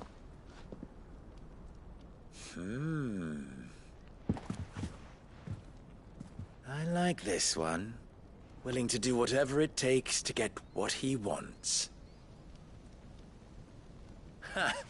Men like you have a special place in my heart. Why, you ask? Because they get me what I want. Always. Fine. So what do you want? Don't tell me you're going to listen to this swaggering scruff! We might as well hear him out. It's only natural that an ally of Sid's would seek assurances of strangers. Assuming he is an ally, of course. 5 years ago, he would have still been a boy. And yet even then I had more good sense than a man, 5 times my age? But enough of the pleasantries. We were speaking of what I want. I want you to put an end to the trouble in Dalamil. Return to me when you have done so, and you shall have my aid. Until then, I bid you good day. What trouble? If you're going to give us orders, be clear about them, damn you! Manners, Greybeard. One catches more damselflies with honey than with vinegar. What did you call me? My apologies. A word of advice in recompense. Follow the crystals. Oh, but that was 3. Oh, I'm making this too easy for you. Ha! It will be easy. Solving his little riddle should be like dealing with him. Child's play. Let us divide our forces, Clive. I'd rather not drag this parlor game on any longer than we need to. All right. Good luck, Uncle.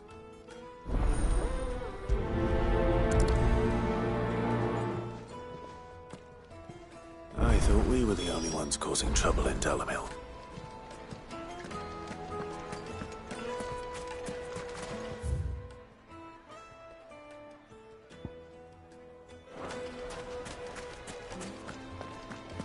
A deposit?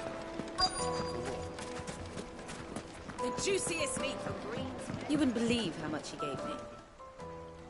What can I do for you, soldier? Need that sword polish? I'm not a soldier. Ugh, then be off with you. I serve the men of the Rock and the men of... You have an agreement with them? Don't be stupid. I just know which side my bread is buttered. Don't want to be stuck under some pauper when they come knocking. With pockets deeper than Zemeckis and an urge to empty them. No, just leave, will you? Fresh bread, warm from the oven. Yeah, have a taste.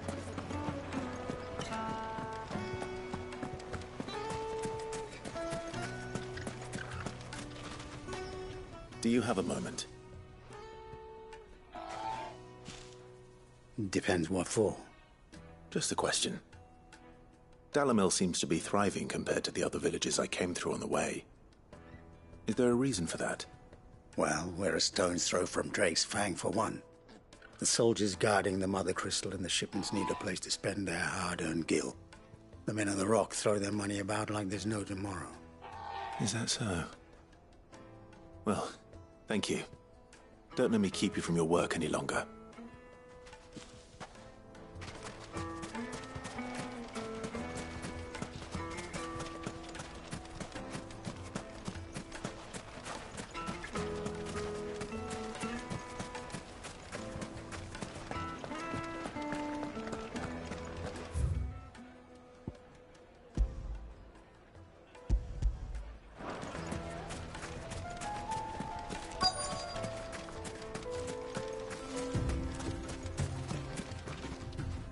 Excuse me. Is it true there's been trouble with crystals of late? You've heard, then? I've heard rumors. Damn thieves. Pilfering the crystals that were meant to fill our cups and light our stoves. Us common folk have hardly had a shard to share between us these last few moons. And it isn't as if we can buy them on the black market, either. Whoever's taking them, they aren't sharing. I think I'm starting to get an idea of what's been going on. I wonder if Uncle Byron's learned anything of use. They'll probably be back at the inn by now. Why is the tavern shut? It's you, the one who broke all our furniture. What do you want? Haven't you caused enough trouble already? I'm looking for my pal. Have you seen him? The gentleman who was with you? Yes, he's upstairs, but...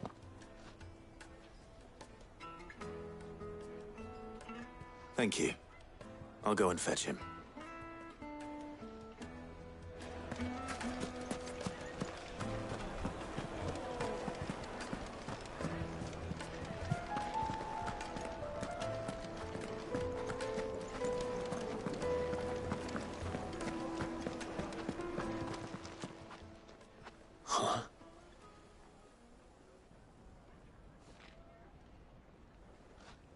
Will this suffice as a deposit? By the sands. That's a black pearl. One of the many treasures in my collection that I would be only too happy to part with, should you give me reason to do so. All right. I'm sure that we can come to an agreement, but not here. What are you doing, Uncle?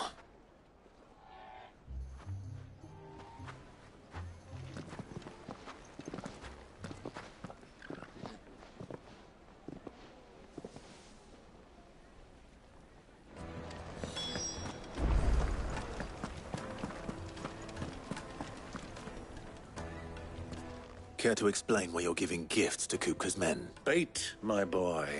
One cannot catch one's prey without it. And I do believe I've snagged us quite the quarry. I started by asking around. I had no luck, of course. It's forbidden to trade in such things, but my uncharacteristic indiscretion just happened to attract the attention of those uniformed ruffians. They took me aside and said they could procure the crystallized sort if I proved I could pay for it. So the pearl was your proof? I thought they'd asked for more. A second-rate specimen like that would only fetch 500,000 or so. A small price to pay for admittance to the underworld. But enough about my little act of subterfuge. What did you discover? That the supply of crystals has dried up of late. And some people seem to think they're being stolen. Meanwhile, members of Kupka's private guard have been spending money all over town. I'll wager those soldiers you've been talking to have been siphoning off crystals meant for elsewhere and pocketing the profits. I'll wager you're right. We'll meet with them then, just as you arranged, and put an end to the trouble Lubor spoke of. Ha! That preening popinjay thought this would be difficult. It just goes to show, one should never underestimate a Rosfield. We'll soon wipe that smirk off his face. I arranged to meet with the soldiers in a secluded corner of the Velcroy, far from prying eyes. The perfect place for a spot of double dealing. I trust I can count on your support, if things turn sour. Of course.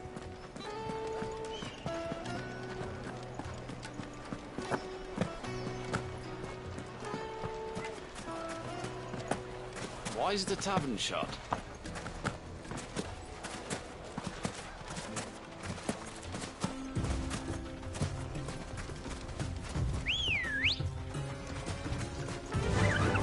Faster!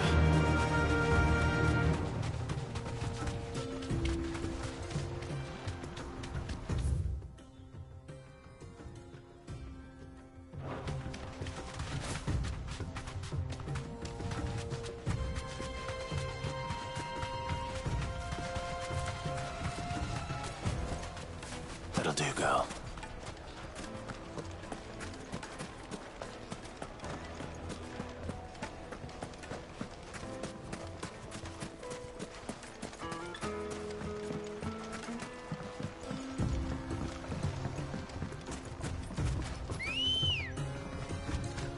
Come on.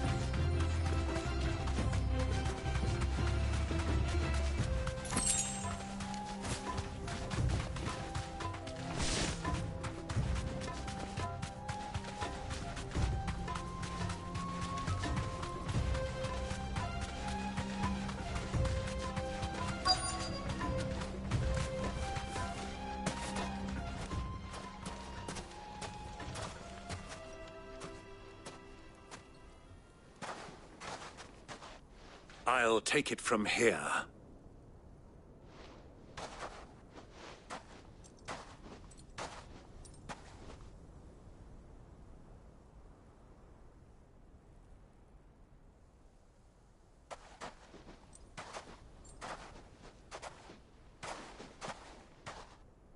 I was beginning to think you weren't coming, my lord. You've brought your contribution? All the silver and stones I could scrape together at such short notice? You brought the whole 500 talents. That was the price we agreed upon, yes? If you've no objections, I'd like to see the crystal. Of course. Right this way, my lord.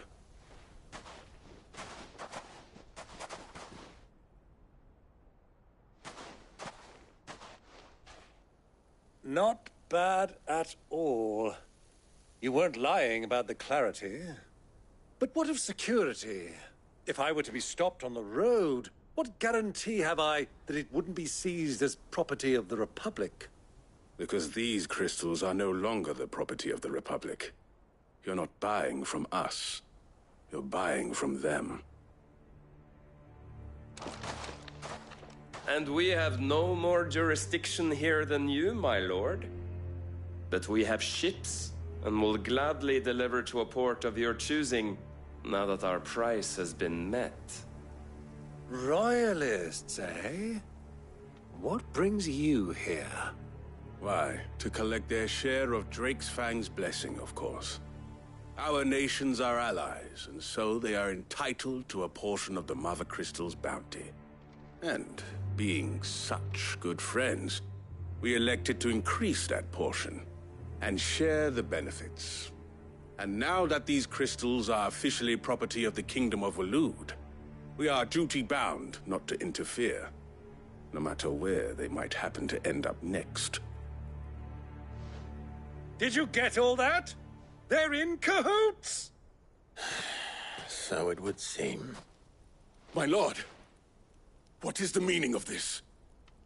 Double-crossing dogs. They're not here to do business. Kill them. Kill them both!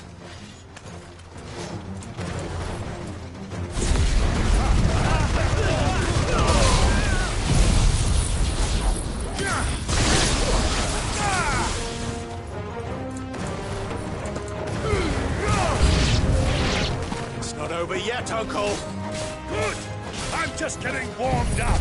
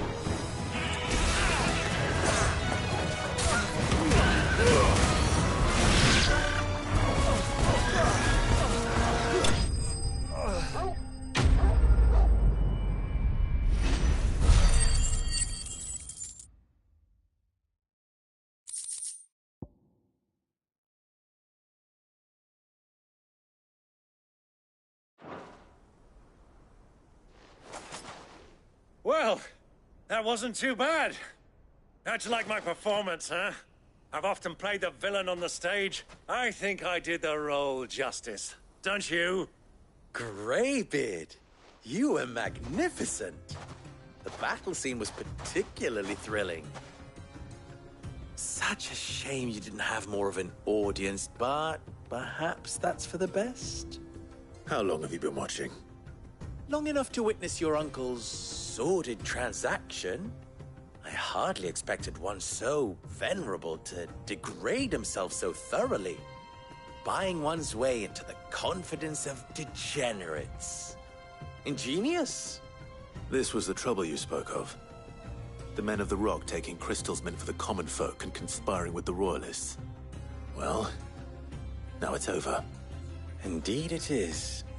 The people of Dalamil had scarcely any means of redress against Kupka's men, let alone a foreign army. Until you two came along, that is.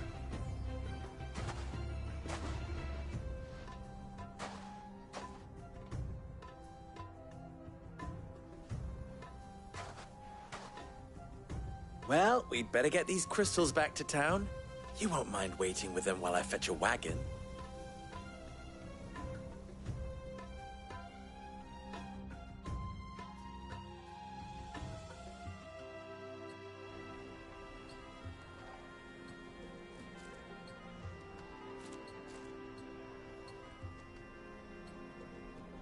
It occurs to me that I still don't know your name. Clive. So, Sid the Second is a Clive? I suppose it could have been worse. Well, Clive, You held up your end of the bargain, so I must do the same. Passage through the South Gate, was it not? To tell the truth, you've helped a little there too. Many of the guards have already been redeployed to deal with the issue of their missing comrades. And those left behind have been encouraged to look the other way should you attempt to pass through. Thank you. And please allow me to cover your costs. You still have the purse I gave to the soldiers, I trust? I saw you pluck it from one of the bodies. Oh, dear. Was I really so obvious? And my name is not Greybeard. It is Lord Byron Rosfield, thank you very much. No, thank you very much, Greybeard. Of all the... Ugh! Here, wear this.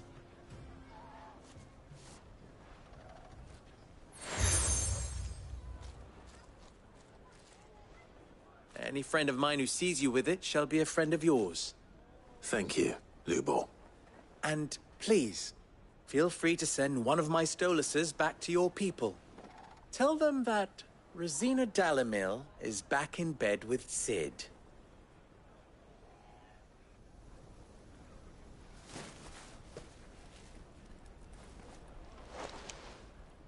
Umia Lostelan. Tuisa Achilles.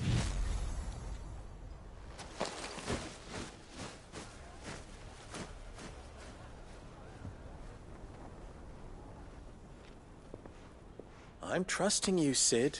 Or should I say, Clive. So be sure not to let me down. I have a reputation to uphold.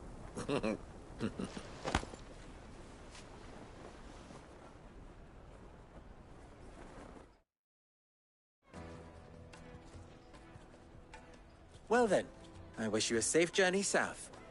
Thank you. Not at all. It was my pleasure. Come on, Uncle. Let's go.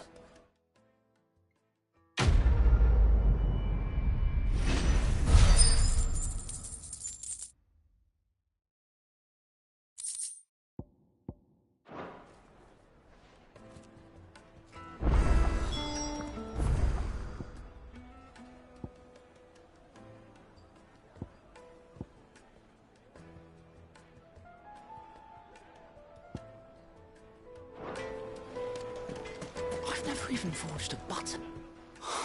Perhaps Forge Master Luber's having fun at my expense. I wouldn't put it past him. Neither would I. Oh, wait. Are you Clyde? Sorry, my mind was elsewhere. I'm Sava, Master Luber's least accomplished apprentice. Soon to be former apprentice if I don't pass this test. Maybe I'm just not the resourceful type. People are buying up weapons faster than the Briar's Kiss can forge them, and here I am, unable to make a decent bit of kitchenware. He wants me to make a carving knife, one that embodies the spirit of Dalamil. Whatever that's supposed to mean. I don't suppose you have any idea. I'm afraid not. Never mind. Thought I'd ask. It was that, or pack my bags. I could give you a hand if you like. I know how busy the Briar's Kiss has been, and that Lubor needs all the capable hands he can find. I'd be a fool to refuse. So, where do we start? Good question. If I'm honest, I've never made any kind of knife before. And then there's this little riddle to keep in mind. The spirit of Dalamil. Nothing is ever simple with that man. The way I see it, there's only one way we'll be solving Lubor's puzzle. We need information. The more the better. You're right. There's no point fumbling in the dark, I suppose. Now, who to speak to first? Well, there's plenty of folk in Dalamil who use knives for a living. There's the butcher, of course, and any number of cooks.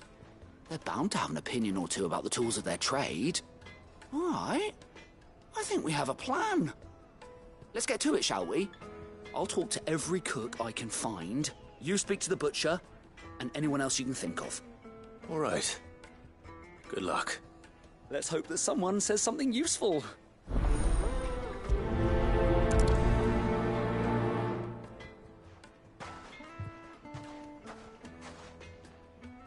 Trust Lubor to take a simple test and turn it into a riddle. I bet... Get to it. Is it true what I The mean? finest fabric! Take a sniff, good sir. Needed to a... Welcome, sir. What can I do you for? A question, if you don't mind. I need to know what makes a good carving. You a blacksmith or something? Something, I suppose. Fair enough. Knives, is it? First and foremost, it's got to hold an edge. Most knives will make it through fat, no problem, but sinew dulls cheap steel in no time. Give me a blade which can slice through anything that crosses my chopping block, and I'm a happy woman. So a knife that stays sharp. Makes sense.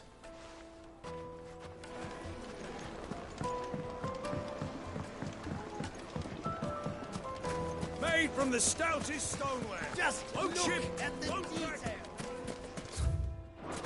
I'll be asking for you again. Won't you come and play, handsome?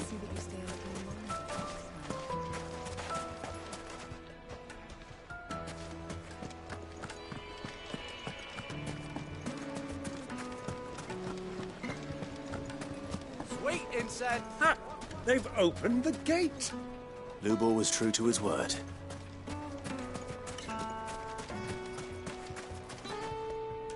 What is it?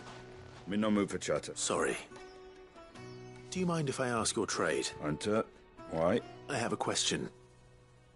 Can you tell me what makes a good carving knife? I assume you use one out in the field. Has to be able to put up with some punishment. Can't be dealing with a brittle blade, not while I'm on the hunt. If your knife snaps every time you use it, you'll be spending coin as fast as you make it. Times are hard enough as it is. Thank you. All business, eh? Man after my own heart. So, a carving knife should be hard-wearing and hold an edge. Hardly a revelation. Let's hope Sava had better luck than I did. Everything I've worked for, all those years of toil, every coin I've ever earned is tied up in this place. Are you all right? The baths are closed. Leave me be. On second thought, perhaps you are just what I need. Might your services be for hire? That depends on the job. I'd have you save my business, the baths. The water's turned scalding hot and all the crystals in Dalimil wouldn't be enough to cool it. I've no doubt that my woes stem from the water's source. But I can't go and investigate for fear of my customers thinking I've abandoned the place. I'm bound to these baths in more ways than one. I beg of you. Go to Dusnoff Terraces. Tell me what you find there. All right. I'll go and take a look. Wonderful. It's not far. Leave the market by the south gate. The smell of sulphur will guide you the rest of the way. These baths are all that keep me from an ignoble end in a debtor's prison. My livelihood, my very life, is at stake.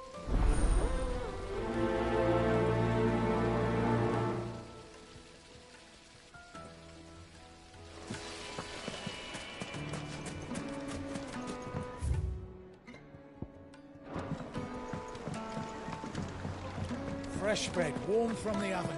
Yeah. It would make a fine gift.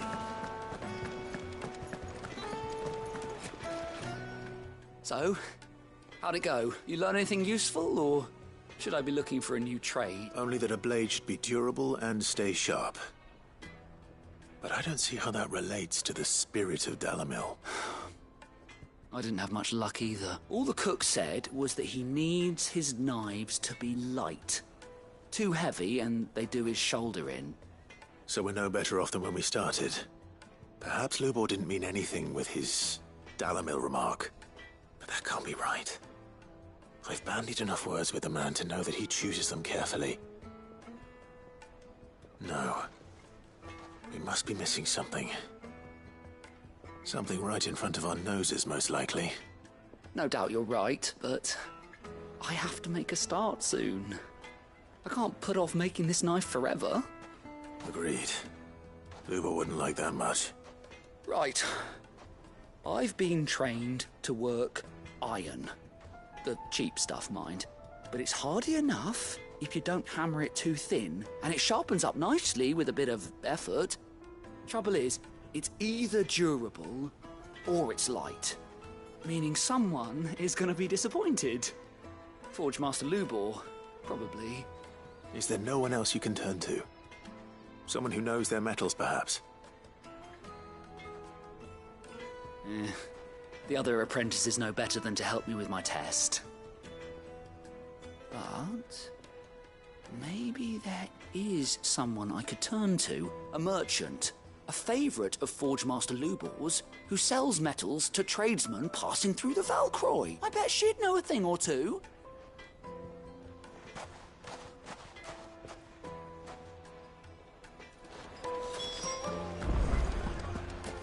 Is it true what I'm... The men of the rock will pass along... Well...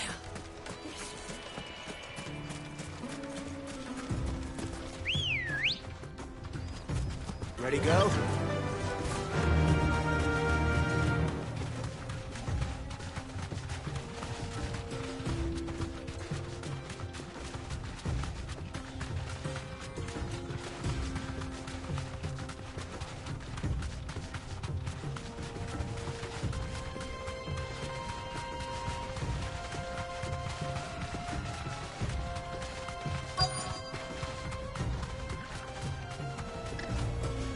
Be safe.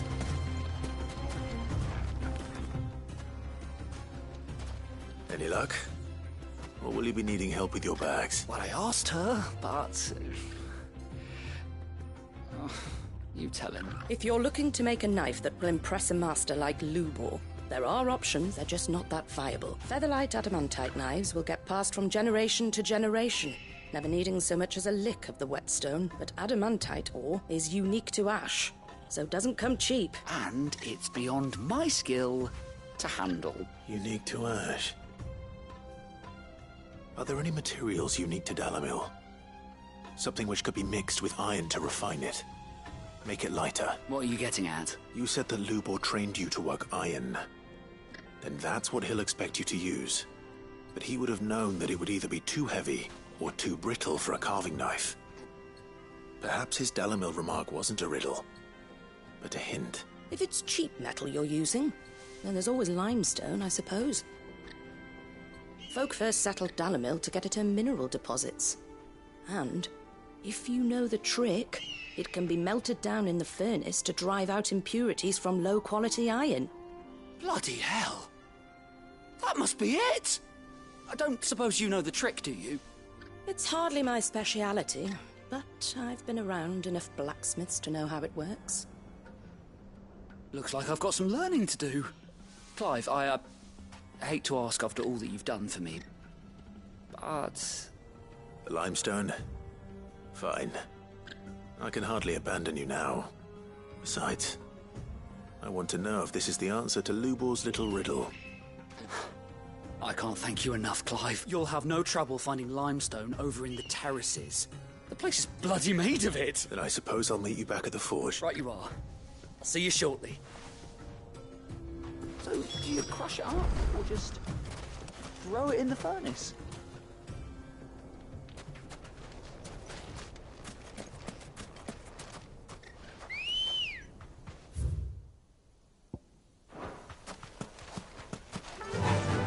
Fly, Ambrosia.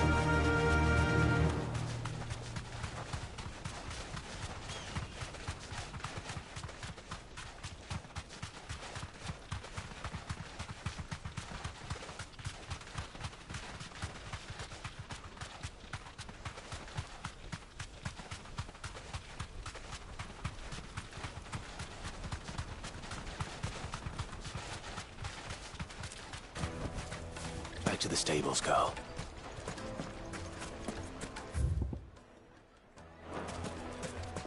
Is it true what I'm hearing?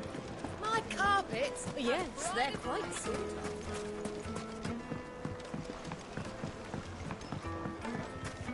Plates and pots! Silver platters, hanging lanterns, keep the darkness from your... Finally, we'll be able to get what's owed us. We should get going soon. Do you have water? Ah, I'm not too late. What is it, Lubor? A question that I neglected to ask earlier. Where is it that you're bound? To Drake's Fang. To finish Hugo Kupka. Just as I thought. Then allow me to share a secret. Drake's Fang is currently riddled with royalists. Talmeki and Waloed are allies, and as you have seen, their soldiers work hand in glove.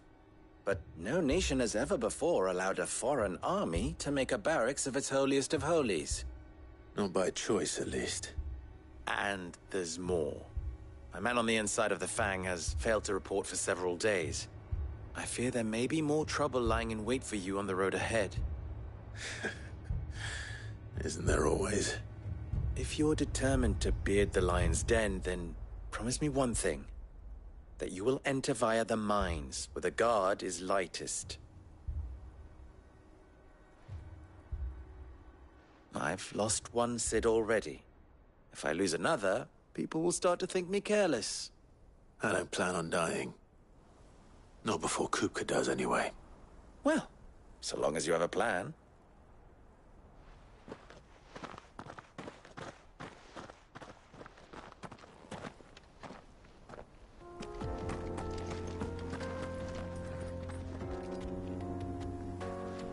Drake's Fang should be just beyond these springs. Shall we press on?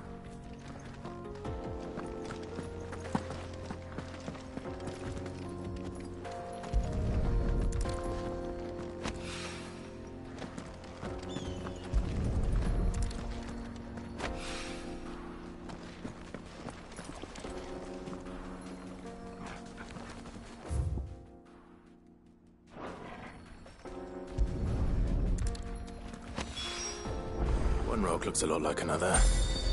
But hopefully this is what Southern needs. Come on, girl. The gate's open now. We can press on. Don't tell me you put down roots.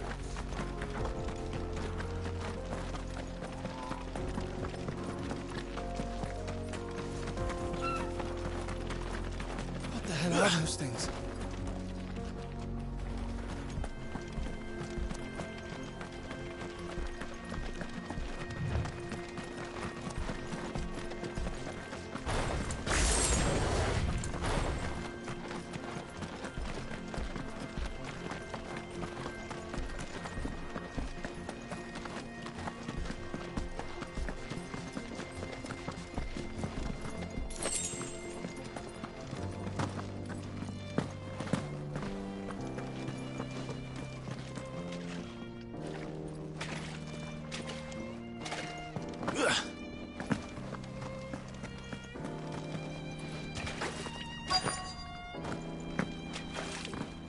By the flames. That explains the heat.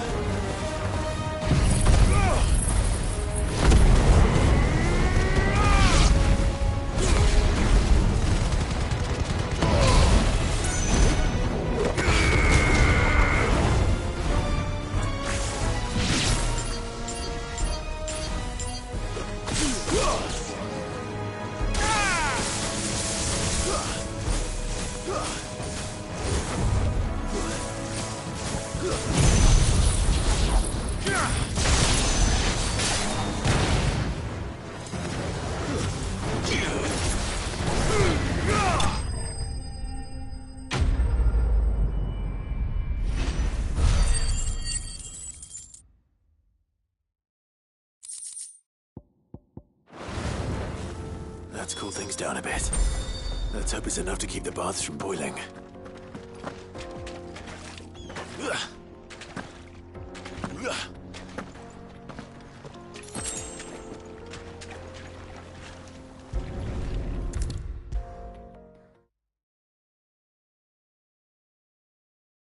There he is.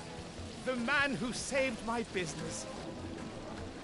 I was hoping we'd be seeing you again. The baths grow more bearable by the moment. It won't be long now before we are back to business as usual. I'm glad to hear it. Now, tell me this. What did you find at the terraces? What threatened to make me a pauper? Not what I expected, that's for certain.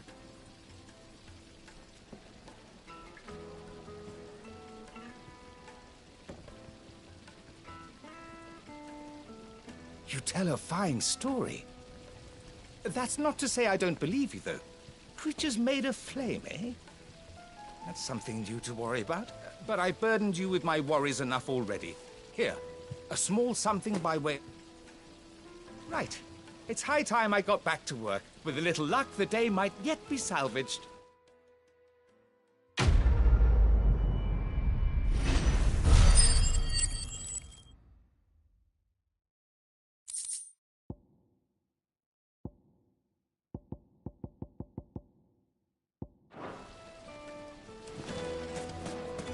Made from the stoutest stoneware. Kneaded to a silken soft. Take a sniff, good sir. The finest fabrics, fresh from the... I wasn't sure how much you'd need, but I hope this is enough.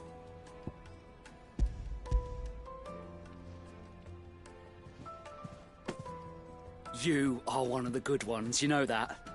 You and that merchant both, she's got quite a gift for teaching that one. Now, time to see if limestone is the secret weapon we were hoping for.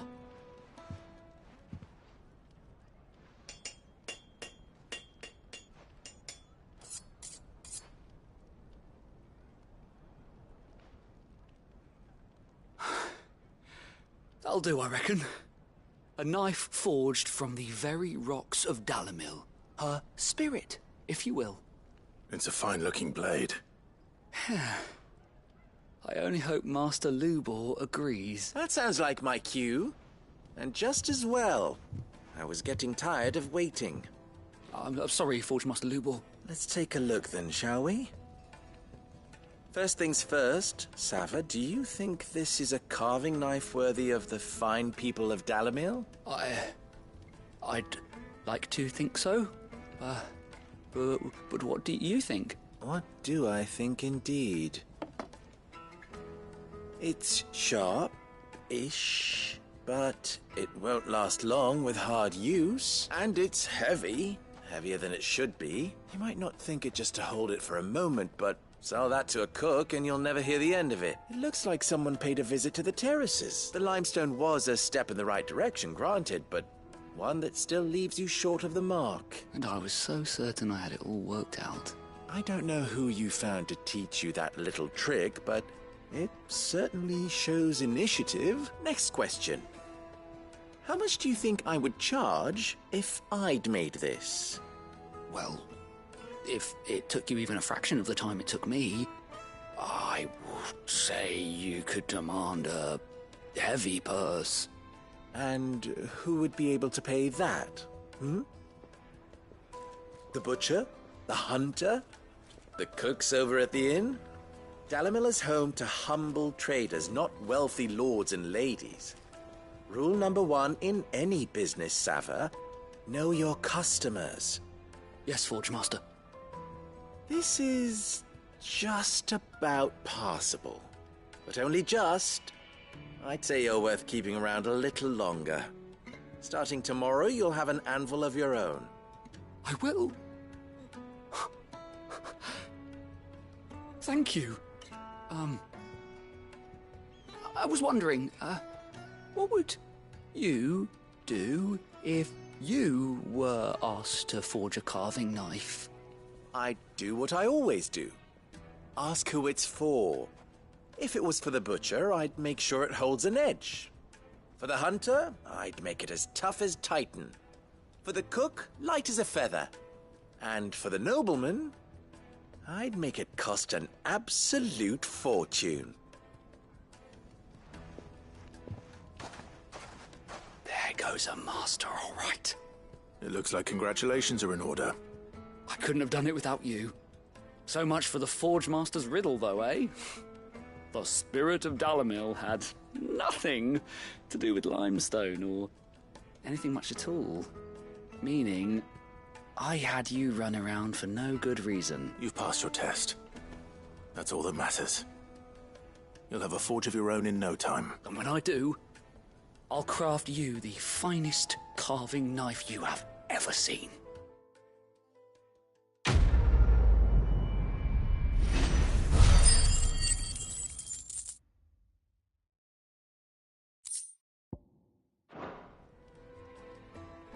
Thank you, Clive. I honestly don't think I could have done it without all your help.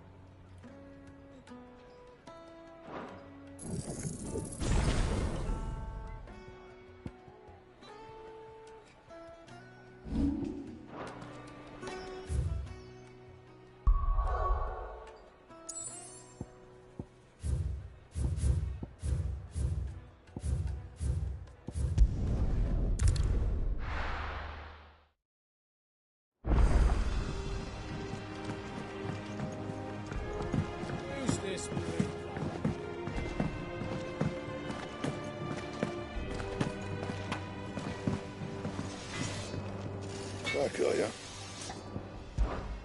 What do you want?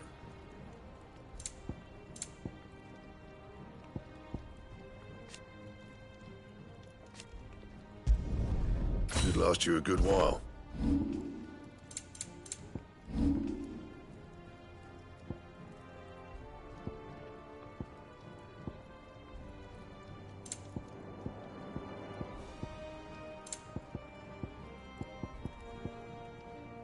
Anything else?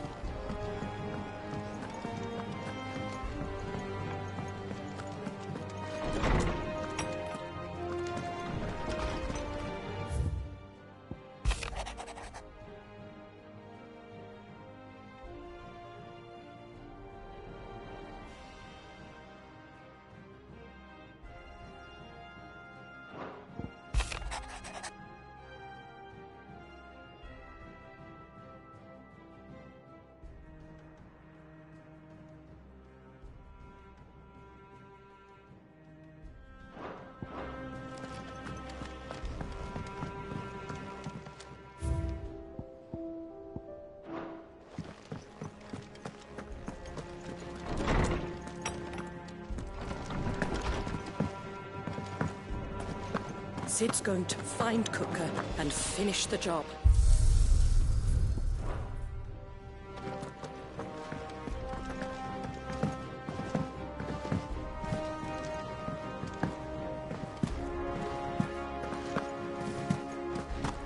The little uns have been up to their old tricks again.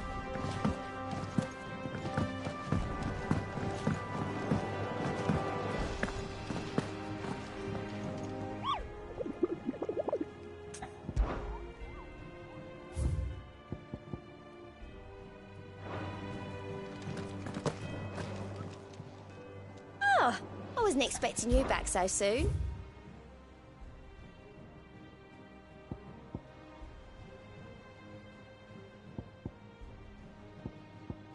All done? Fancy a look at the list, do you? Here you go. Think you can help?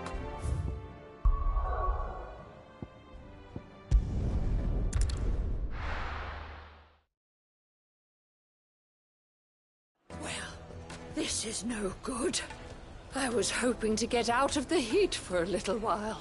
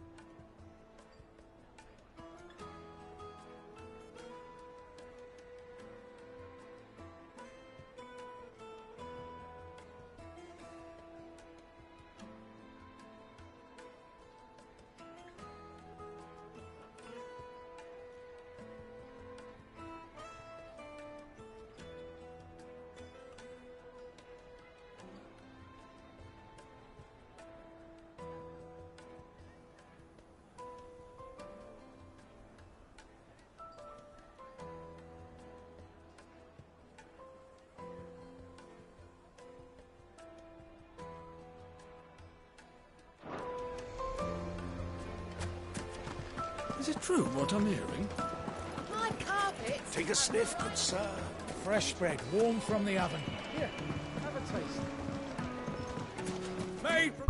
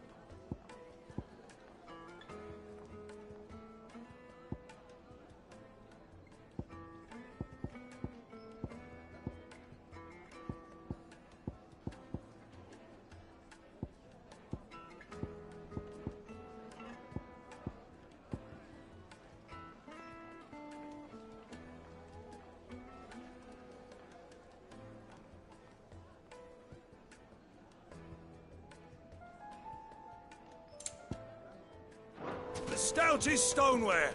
Won't chip, won't crack, no matter how rocky the road. Hanging lanterns, keep the doctors.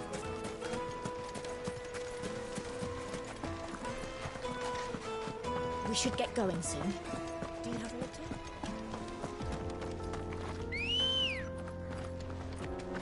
Ready, go? Run with the wind. Come on, girl. The gate's open now. We can press on. Don't tell me you're put down.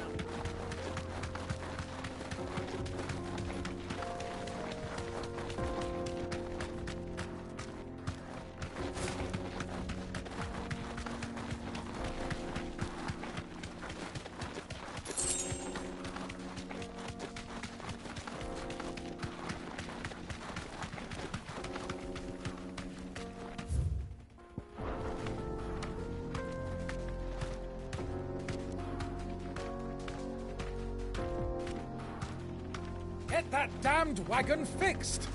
Unless you'd rather our men in Dalamil starved. The axle's gone, Captain. There's nothing I can do.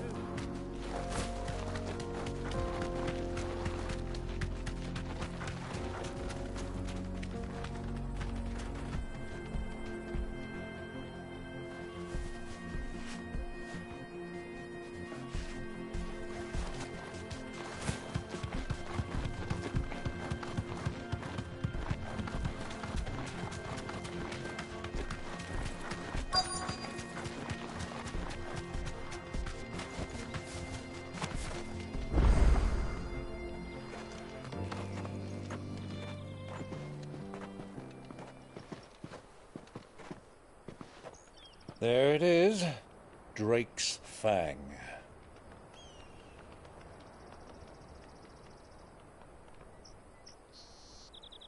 Kupka will be hiding inside.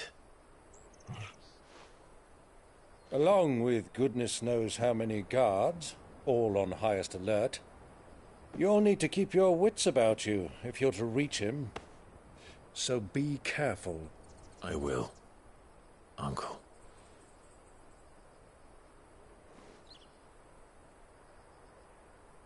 Before you go, Clive, allow me to apologize.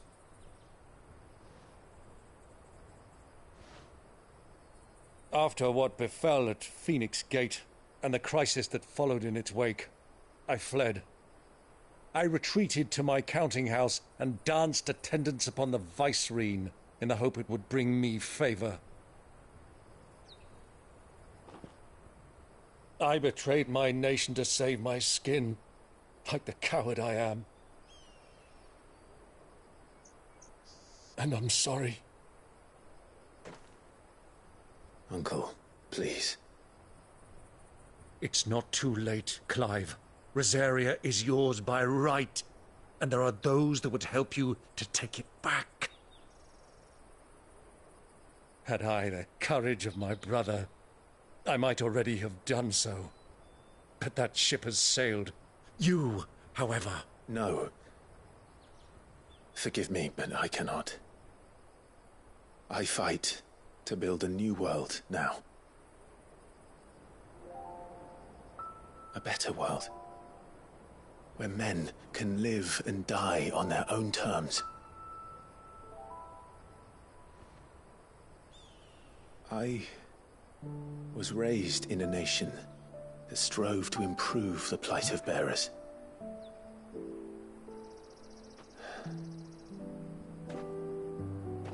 Only later did I realize that spark of freedom did not arise by chance, but was kindled by my father. You would see me follow in his footsteps. And that is exactly what I mean to do. Not by ruling Rosaria, but by extending his ideals to the whole of the twins. Though every soul in the realm may judge my actions heresy, I am certain my cause is just. You really are just like him, you know.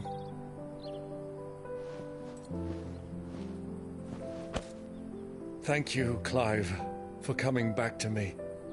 I am proud to call you nephew.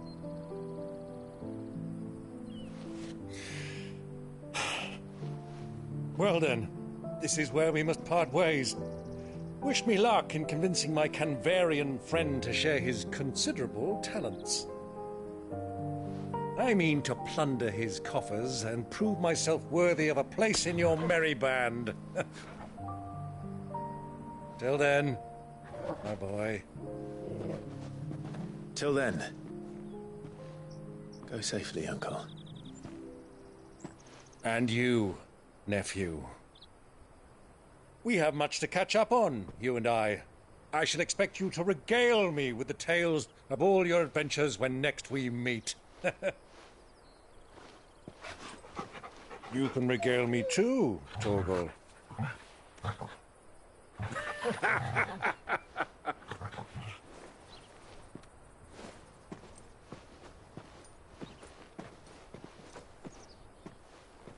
I'm coming for you, Kupka.